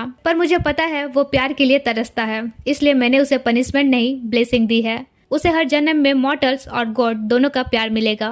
फिर गॉड फुचोंग को एक हथियार देते हैं और कहते हैं, इसमें पवित्र हथियार की शक्तियां हैं, इसका क्या करना है ये मैं तुम पर छोड़ता हूँ। कमिंग बैक टू प्रेजेंट, फुचोंग वही हथियार परान को देते हुए कहता है, ये तुम्हारा है। फाइनली अब मैं इस हथियार को उसके असली ऑनर को वापस कर रहा हूँ, लेकिन याद रखना इसमें अलौकिक शक्तियां हैं। जिस बॉडी में तुम अब हो शायद वो इसे बर्दाश्त न कर पाए, इसलिए सोच समझ कर यूज करना। और गुड लक कहकर वो गायब हो जाता है। इसके बाद परान किसी कछिन को कॉल करके कहता है, मुझे तुम्हारी हेल्प चाहिए। फिर वो बैंकॉक के लिए निकलता है, जहाँ पूरा विलेज उसके लिए प्रे करता है। अंकल चाय उसे कहते हैं, भले ही तुम पूरे गांव की केयर करते हो, पर याद रखना पूरा गांव भी तुम्हारी केयर करता है। अगले दिन वो खेम के पास पहुंचता है, जहाँ खेम अपने सपने में होता है। यहाँ रामप्यंग उसे हर तरफ से हॉन्ट कर रही थी। परान उसे कहता है, खेम ये सिर्फ तुम्हारा सपना है, गिव अप मत करना। वहीं सपने में रामप्यंग उसे इतना टॉर्चर करती है कि वो हार मान लेता है। रामप्यंग उसे कहती है, अच्छा होगा तुम अपने सपने में ही चैन की मौत मर जाओ, क्या ही कल का वेट करना, क्योंकि कल ऐसे भी मैं तुम्हें मारूंगी तो इससे बदतर ही मारूंगी। तब खेम गिव अप करने वाला था, पर तभी परान आकर उसे रोकते हुए कहता है, ये तुम्हारा सपना है, तुम कभी भी इसे खत्म कर सकते हो। इसलिए खेम और गिव अप नहीं करता और रामप्यंग भी वैनिश हो जाती है। खेम रोते हुए परान से कहता है, मैं थक गया हूँ और जीना नहीं चाहता। परान कहता है, तुम्हें जीना होगा, अपने पेरेंट्स के लिए, फ्रेंड्स के लिए, मेरे लिए। मैं पूरी जिंदगी तुम्हारे साथ रहना चाहता हूँ। और फिर उसका डार्क सपना कलरफुल हो जाता है। परान उसे किस करता है, तब वो भी उसे किस बैक करता है। इसी के साथ उसकी नींद खुलती है और परान को यहाँ देखकर उसे हक कर लेता है। तब तक बाहर से जेट और खेम आते हैं और उन्हें ऐसे देखकर चुपचाप से कल्टी मार लेते हैं। नेक्स्ट दिन परान के कहने पर सब रूफटॉप के मंदिर तोड़ते हैं, जहाँ उन्हें वही मीट का टुकड़ा दिखता है। परान बताता है, इसी के थ्रू रामप्यंग यहाँ आकर खेम के माइंड में हर वक्त होते थे। खेम सबसे कहता है, सॉरी, ये बताकर मैं तुम सबको वरीड करना नहीं चाहता था। फिर परान कहता है, अगर आज मैं यहाँ नहीं आता तो मैंने जो सपना देखा वैसा ही होता। अब तक से हम रामप्यंग से खुद को डिफेंड करते आए हैं, पर अब नहीं करेंगे। मेरे पास एक प्लान है, लेकिन पहले कचिन को आने दो। खेम और चान कहते हैं, ये खचिन कौन है? और फिर हैवी स्टाइल में एंट्री होता है हमारे खचिन की। खचिन परान का कॉलेज टाइम का बेस्ट फ्रेंड था। यहाँ खचिन सबको अपने कॉलेज टाइम की इंटरेस्टिंग स्टोरी बताता है कि एक बार परान को कुछ गुंडे किडनैप कर लिए थे।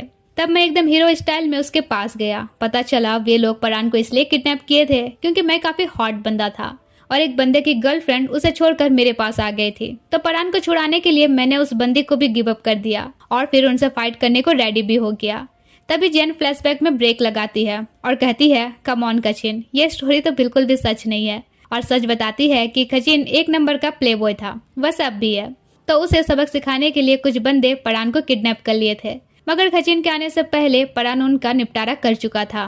इस पर खचिन कहता है, हाँ ठीक है ना, पर हम दोनों इतने अच्छे फ्रेंड्स हैं कि एक दूसरे के लिए अपनी जान भी दे सकते हैं।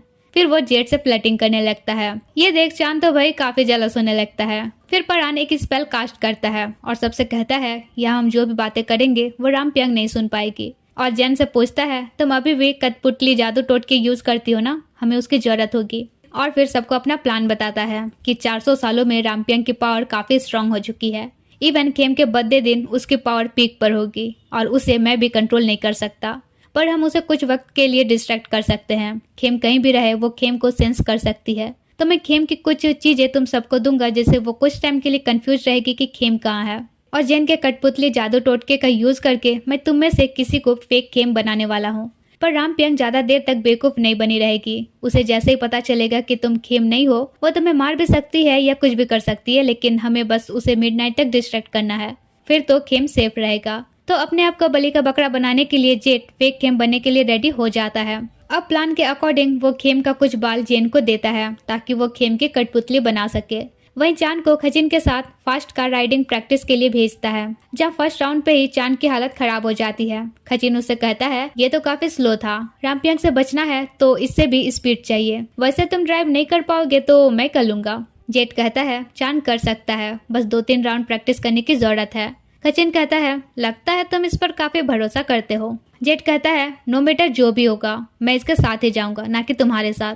तब खजिन चांद को जेलस फील कराने लगता है जेट के बारे बोलकर। चांद से ये भी कहता है कि मैं उसे तब से जानता हूँ जब वो हाई स्कूल में था, लेकिन मुझे पता है उसने मेरे बारे तुम्हें नहीं बताया होगा। वैसे अगर तुम हम दोनों की केमिस्ट्री जानना चाहते हो तो राइडिंग में मुझे बीट करके दिखाओ। ये सुनकर चांद चैलेंज एक्सेप्ट कर लेता है और उसके अंदर यही एनर्जी तो खजिन को चाहिए थी, तो जेलस मोड में वो खजिन से भी फास्ट राइडिंग करता है। ये देख जेट काफी इम्प्रेस होता है।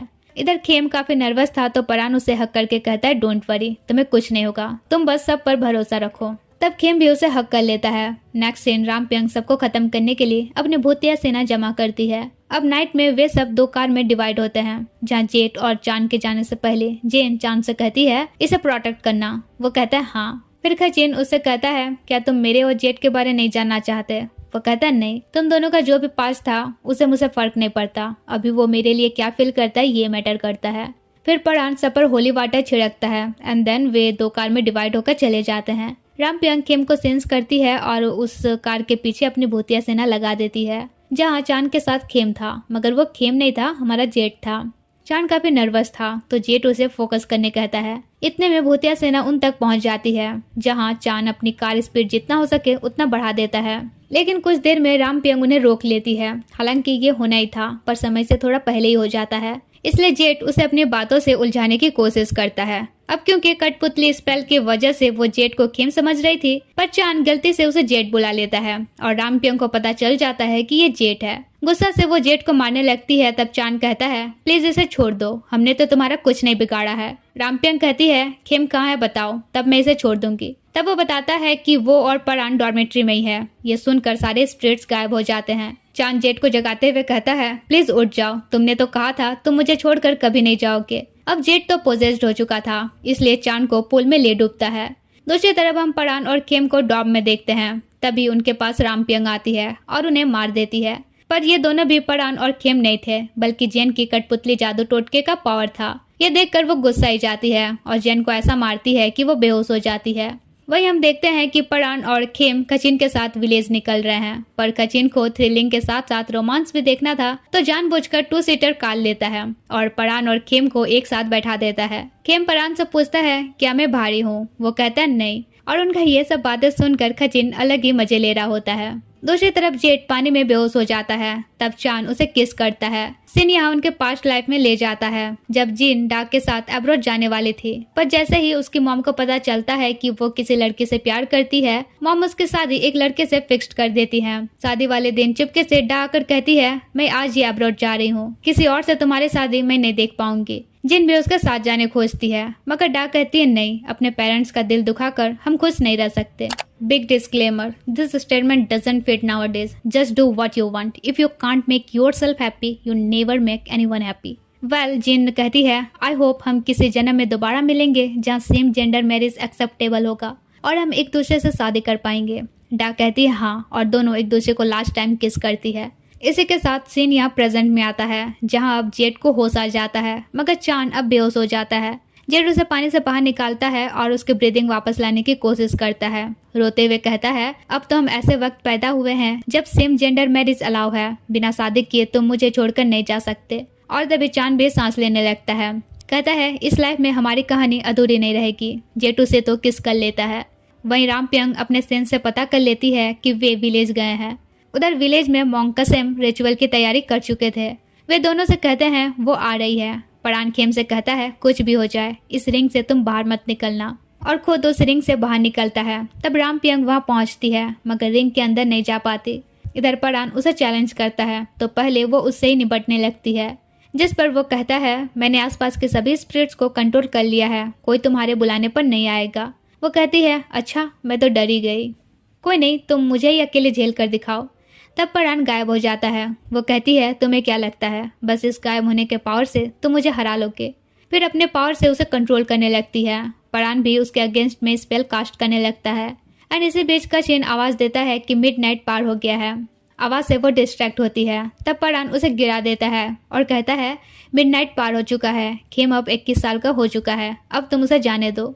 रामपियंग कहती है तुम्हें ऐसा क्यों लग रहा है, एंडिंग इस तरह होगा। मैंने कर्ज दिया था कि जो लड़का पैदा होगा वो 21 साल में मरेगा, मिडनाइट में ही मरेगा, ये तो नहीं कहा था। और तब तक सारे स्पिरिट्स वहां आकर परान को घेर लेते हैं। अब परान को इस तरह हर्ट होता देख खेम रिंग से बाहर निकलने का डिसाइड कर लेता है।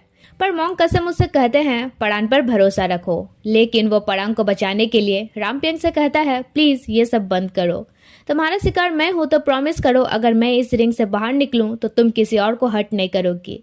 रामपियंग कहती है पहले तुम बाहर तो निकलो। तब खेम निकल ही रहा था कि कसम वापस अंदर खींच लेते हैं और रामपियंग से पूछते हैं आखिर तुम चाहती क्या हो, खेम को मार कर तुम्हें क्या मिलेगा। वो कहती है सुकून, चाहे इसके लिए मुझे नरक में भी जगह ना मिले पर मैं इसे मार कर रहूंगी। तभी उधर परान अपने पावर से सभी स्पिरिट्स को दूर करता है और उस दिव्य हथियार का यूज करता है जिससे सभी स्पिरिट्स खत्म हो जाती हैं। पर क्योंकि एक आम इंसान का बॉडी उस हथियार के पावर को नहीं झेल सकता, इसलिए परान अब बहुत वीक हो जाता है। उसे इस हालत में देखकर खेम अब रिंग से बाहर निकल ही जाता है। उसके बाद रामपियंग उसे वही दर्द महसूस करवाती है जो उसने झेला था। यह देखकर परान बहुत हर्ट होता है, जिस पर खेम उससे कहता है कोई बात नहीं, पिछले जन्म में मैंने अपनी आंखों के सामने किसी को मरते देखा था और कुछ नहीं कर पाया, पर एटलीस्ट इस जन्म में मैं वो गलती दोबारा नहीं करूंगा। ये सुनकर एक पल के लिए रामपियंग का भी दिल पिघल जाता है, पर फिर वो उसके साथ हुआ कांड याद करके उसे अगेन टॉर्चर करने लगती है, उसका गला दबाने लगती है, मगर चाहकर भी अब परान कुछ करने की हालत में नहीं था। तभी वहाँ ग्रैंडमा सी, दोनों लिटिल असिस्टेंट और योट की स्पिरिट्स आ जाती है। ग्रैंडमा सी उसे कहती है यहाँ सबसे पावरफुल तुम ही हो, बस फोकस करो। सब उसे चीयर अप करते हैं तो वो एक बार फिर किसी तरह उठकर मंत्राज पढ़ने लगता है। उसी वक्त खेम की मॉम की स्पिरिट भी आकर रामपियंग को रोकने की कोशिश करती है एंड सेम टाइम मोंग कसम भी मंत्राज पढ़ने लगते हैं। तो इतनी सारी पावर के सामने रामपियंग कमजोर पड़ जाती है और जैसे ही परान उसे खत्म करने वाला था कि मोंग कसम उसे रोकते हैं, तब रामपियंग उल्टा कसम को ही मारने लगती है। कसम कहते हैं मुझे मारने से पहले मैं तुम्हें कुछ दिखाना चाहता हूँ और उसे एक विजन दिखाते हैं जिसमें रामपियंग अपने पास्ट लाइफ के साथ साथ अपने बेटे को भी देख पाती है। ये देखकर वो रो पड़ती है और कसम को छोड़ देती है। कसम कहते हैं जो कुछ भी हुआ उसे जाने दो मॉम। इसका मतलब था वो बच्चा कोई और नहीं बल्कि कसम खुद था। ये जानकर रामपियंग को भी रियलाइज होता है कि असल में वो खेम की लाइफ नहीं चाहते थे, वो सिर्फ एक बार अपने बच्चे से मिलना चाहते थे। और अब जब वो मिल गई तब वो सबसे माफी मांगती है, खासकर खेम से। कहती है तुम जो भी सजा दोगे मैं उसके लिए तैयार हूँ। सब खेम से कहते हैं तुम इसे जो भी सजा दोगे हम तुम्हारी डिसीजन की रेस्पेक्ट करेंगे। खेम रामपियंग से कहता है तुमने बहुत से लोगों की जान ली है, इसके लिए मैं तुम्हें कभी माफ नहीं कर सकता, पर अगर मैं तुमसे बदला लूंगा तो ये रिवेंज सिलसिला कभी खत्म नहीं होगा। इसलिए जो पनिशमेंट तुम डिजर्व करती हो उसे एक्सेप्ट करो। आई होप नेक्स्ट लाइफ में तुम अपने बेटे से दोबारा मिल सको। मोंग कसम भी उससे वही कहते हैं। इसके बाद खेम के सारे इंजरी हील हो जाते हैं। फिर रामपियंग को अपने कर्मों की सजा मिलती है। वही परान और योट एक दूसरे से माफी मांगते हैं अपने प्रीवियस लाइफ की गलतियों के लिए और एक दूसरे को हक करते हैं। फिर खेम की मॉम परान को खेम की जिम्मेदारी सौंप देती है। फिर सब स्पिरिट्स उनसे विदा लेकर गायब हो जाती हैं। नेक्स्ट डे खेम और परान मंदिर में प्रे करते हैं, जहाँ खेम कहता है फाइनली सब कुछ खत्म हुआ, जिस पर परान कहता है हाँ और उसे बर्थडे विश करता है और बेहोश हो जाता है। इसके बाद खेम उसकी केयर करता है। कुछ देर बाद खचिन, जेट और चांद को भी ले आता है। दोनों तो खुश होकर खेम को हक कर लेते हैं। फिर चांद मोंग कसम से सवाल पे सवाल किए जाता है कि आपको कब रियलाइज हुआ रामपियंग आपकी मॉम है, जब आपको रियलाइज हुआ तब आपने कुछ क्यों नहीं किया, ये वो पूछते रहता है। जिस पर कसम बताते हैं कि एक्चुअली कर्मा के अकॉर्डिंग सब कुछ होता है। वो हर जन्म में सबको बस इसलिए नहीं मारती थी कि उसे रिवेंज लेना था, असल में वो अपने बेटे से एक बार मिलना चाहते थे। इसलिए जब मैंने उसे बताया कि मैं उनका बेटा हूँ, देन उसे इस बात का रियलाइज हुआ और उसने सब कुछ स्टॉप किया। फिर यहाँ वो सबको ये भी बताते हैं कि फाइट करने की वजह से परान की पावर टेम्परेरी चली गई है, बट कल्टीवेशन के बाद वापस आ जाएंगी। तब खेम परान के पास जाता है और कहता है बस तुम जल्दी से होश में आ जाओ, तुमने कहा था ना तुम सिर्फ मुझे चूज किए हो, तो मैंने भी सिर्फ तुम्हें ही चूज किया है। वहीं परान तो सोने का बस नौटंकी कर रहा था, इसलिए खेम को किस कर लेता है। तब खेम भी उसे हक करके रो पड़ता है और कहता है अब से मैं सब कुछ करूंगा, जॉब करूंगा, खाना बनाऊंगा और तुम्हारा केयर करूंगा। परान कहता है अरे मैं टेम्परेरी अपने पावर खो बैठा हूँ, हाथ पैर सही सलामत है। उधर नाइट में चांद गुस्साता है कि खचिन जब इतना रिच है तो कोई होटल वगैरह में रहने के बजाय यहाँ क्यों सो रहा। जेट उससे पूछता है तुम मुझसे इतना चिढ़ क्यों रहे हो। तब वो बताता है कि उसने मुझे कहा था तुम उसके फर्स्ट थे, पर तुमने होटल में मुझसे कहा था मैं तुम्हारा फर्स्ट हूँ। जेट हंसकर कहता है यार उसके कहने का मतलब था स्पोर्ट्स कार सिखाने में मैं उसका फर्स्ट था, बाकी वर्जिनिटी लॉस के लिए तुम ही मेरे फर्स्ट हो। ये सुनकर चांद काफी खुश होता है। वहीं इधर हमारा खचिन जगा ही हुआ था और उनकी बातें सुनकर अलग ही मजे ले रहा था। नेक्स्ट डे परान खेम को पकड़कर कहता है मुझे सुबह जगाया क्यों नहीं। खेम कहता है वो तो ठीक है पर फिलहाल हम दोनों अकेले नहीं हैं, और दिखाता है कि उसके डैड सामने ही है। परान उन्हें ग्रेट करता है। वो उनका रिलेशनशिप एक्सेप्ट तो करते हैं पर परान को कुछ साल वेट करने कहते हैं जब तक कि खेम की स्टडी पूरी नहीं हो जाती। तब अंकल चाय और कुछ विलेजर्स परान से मिलने आते हैं। अब अंकल चाय की कल्टीवेशन इतनी हो चुकी थी कि वो पावर यूज कर सकते थे। वो परान से कहते हैं जब तक तुम्हारी पावर्स वापस नहीं आती विलेजर्स की प्रोटेक्शन की जिम्मेदारी मैं लेता हूँ, और सब उन्हें जल्दी से ठीक हो जाने कहते हैं। उधर चांद जेट से कहता है तुमने तो कहा था खेम की प्रॉब्लम सॉल्व हो जाने के बाद हम दोनों का मैटर क्लियर करोगे, तो कब करोगे। जेट कहता है हाँ कहा तो था, तो तुम ही बोलो तुम क्या फील करते हो मेरे लिए। जिस पर चांद उसे अपना लव कन्फेस करता है एंड जेट भी ब्लश करते करते कन्फेशन एक्सेप्ट करता है। फिर दोनों एक दूसरे को किस करते हैं।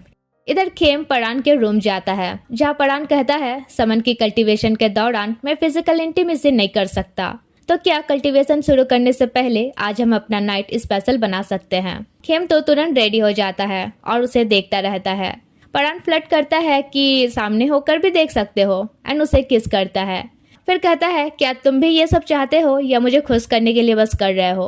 खेम कहता है ऑब्वियसली मैं भी चाहता हूँ। एंड देन यार उनका यहाँ एंसेसिन धीरे धीरे स्टार्ट होता है, और ज्यादा इस एंसेसिन को एक्सप्लेन नहीं करूंगी वरना तुम सब मुझे बेशरम बोलोगे। स्पेशल नाइट के नेक्स्ट डे सब परान के घर से जाने लगते हैं। परान खेम को हक करके कहता है अच्छे से रहना और बीच बीच में कॉल भी करना, कभी याद आए तो आ जाया करना। सीन चेंज होकर 2 साल बाद का दिखाया जाता है जब सब उबन विलेज वापस आते हैं एक फेस्टिवल में, जहाँ खेम जेट और चांद को चिढ़ाता है कि ये तुम दोनों दूल्हे की तरह तैयार क्यों हो। वहीं दूसरी तरफ परान भी तैयार व्यार होके निकल पड़ता है अपनी बाईसाइकिल में और पहुंचकर सबसे पहले खेम को देखता है, फिर उसके पास जाता है और 2 साल बाद दोनों एक दूसरे को देखकर बस देखते ही रहते हैं। खेम उससे पूछता है क्या मैंने बहुत वेट कराया। परान कहता है नहीं। वहीं उनका रोमांटिक सीन देखकर ये दोनों अलग ही ब्लश हुए जा रहे थे।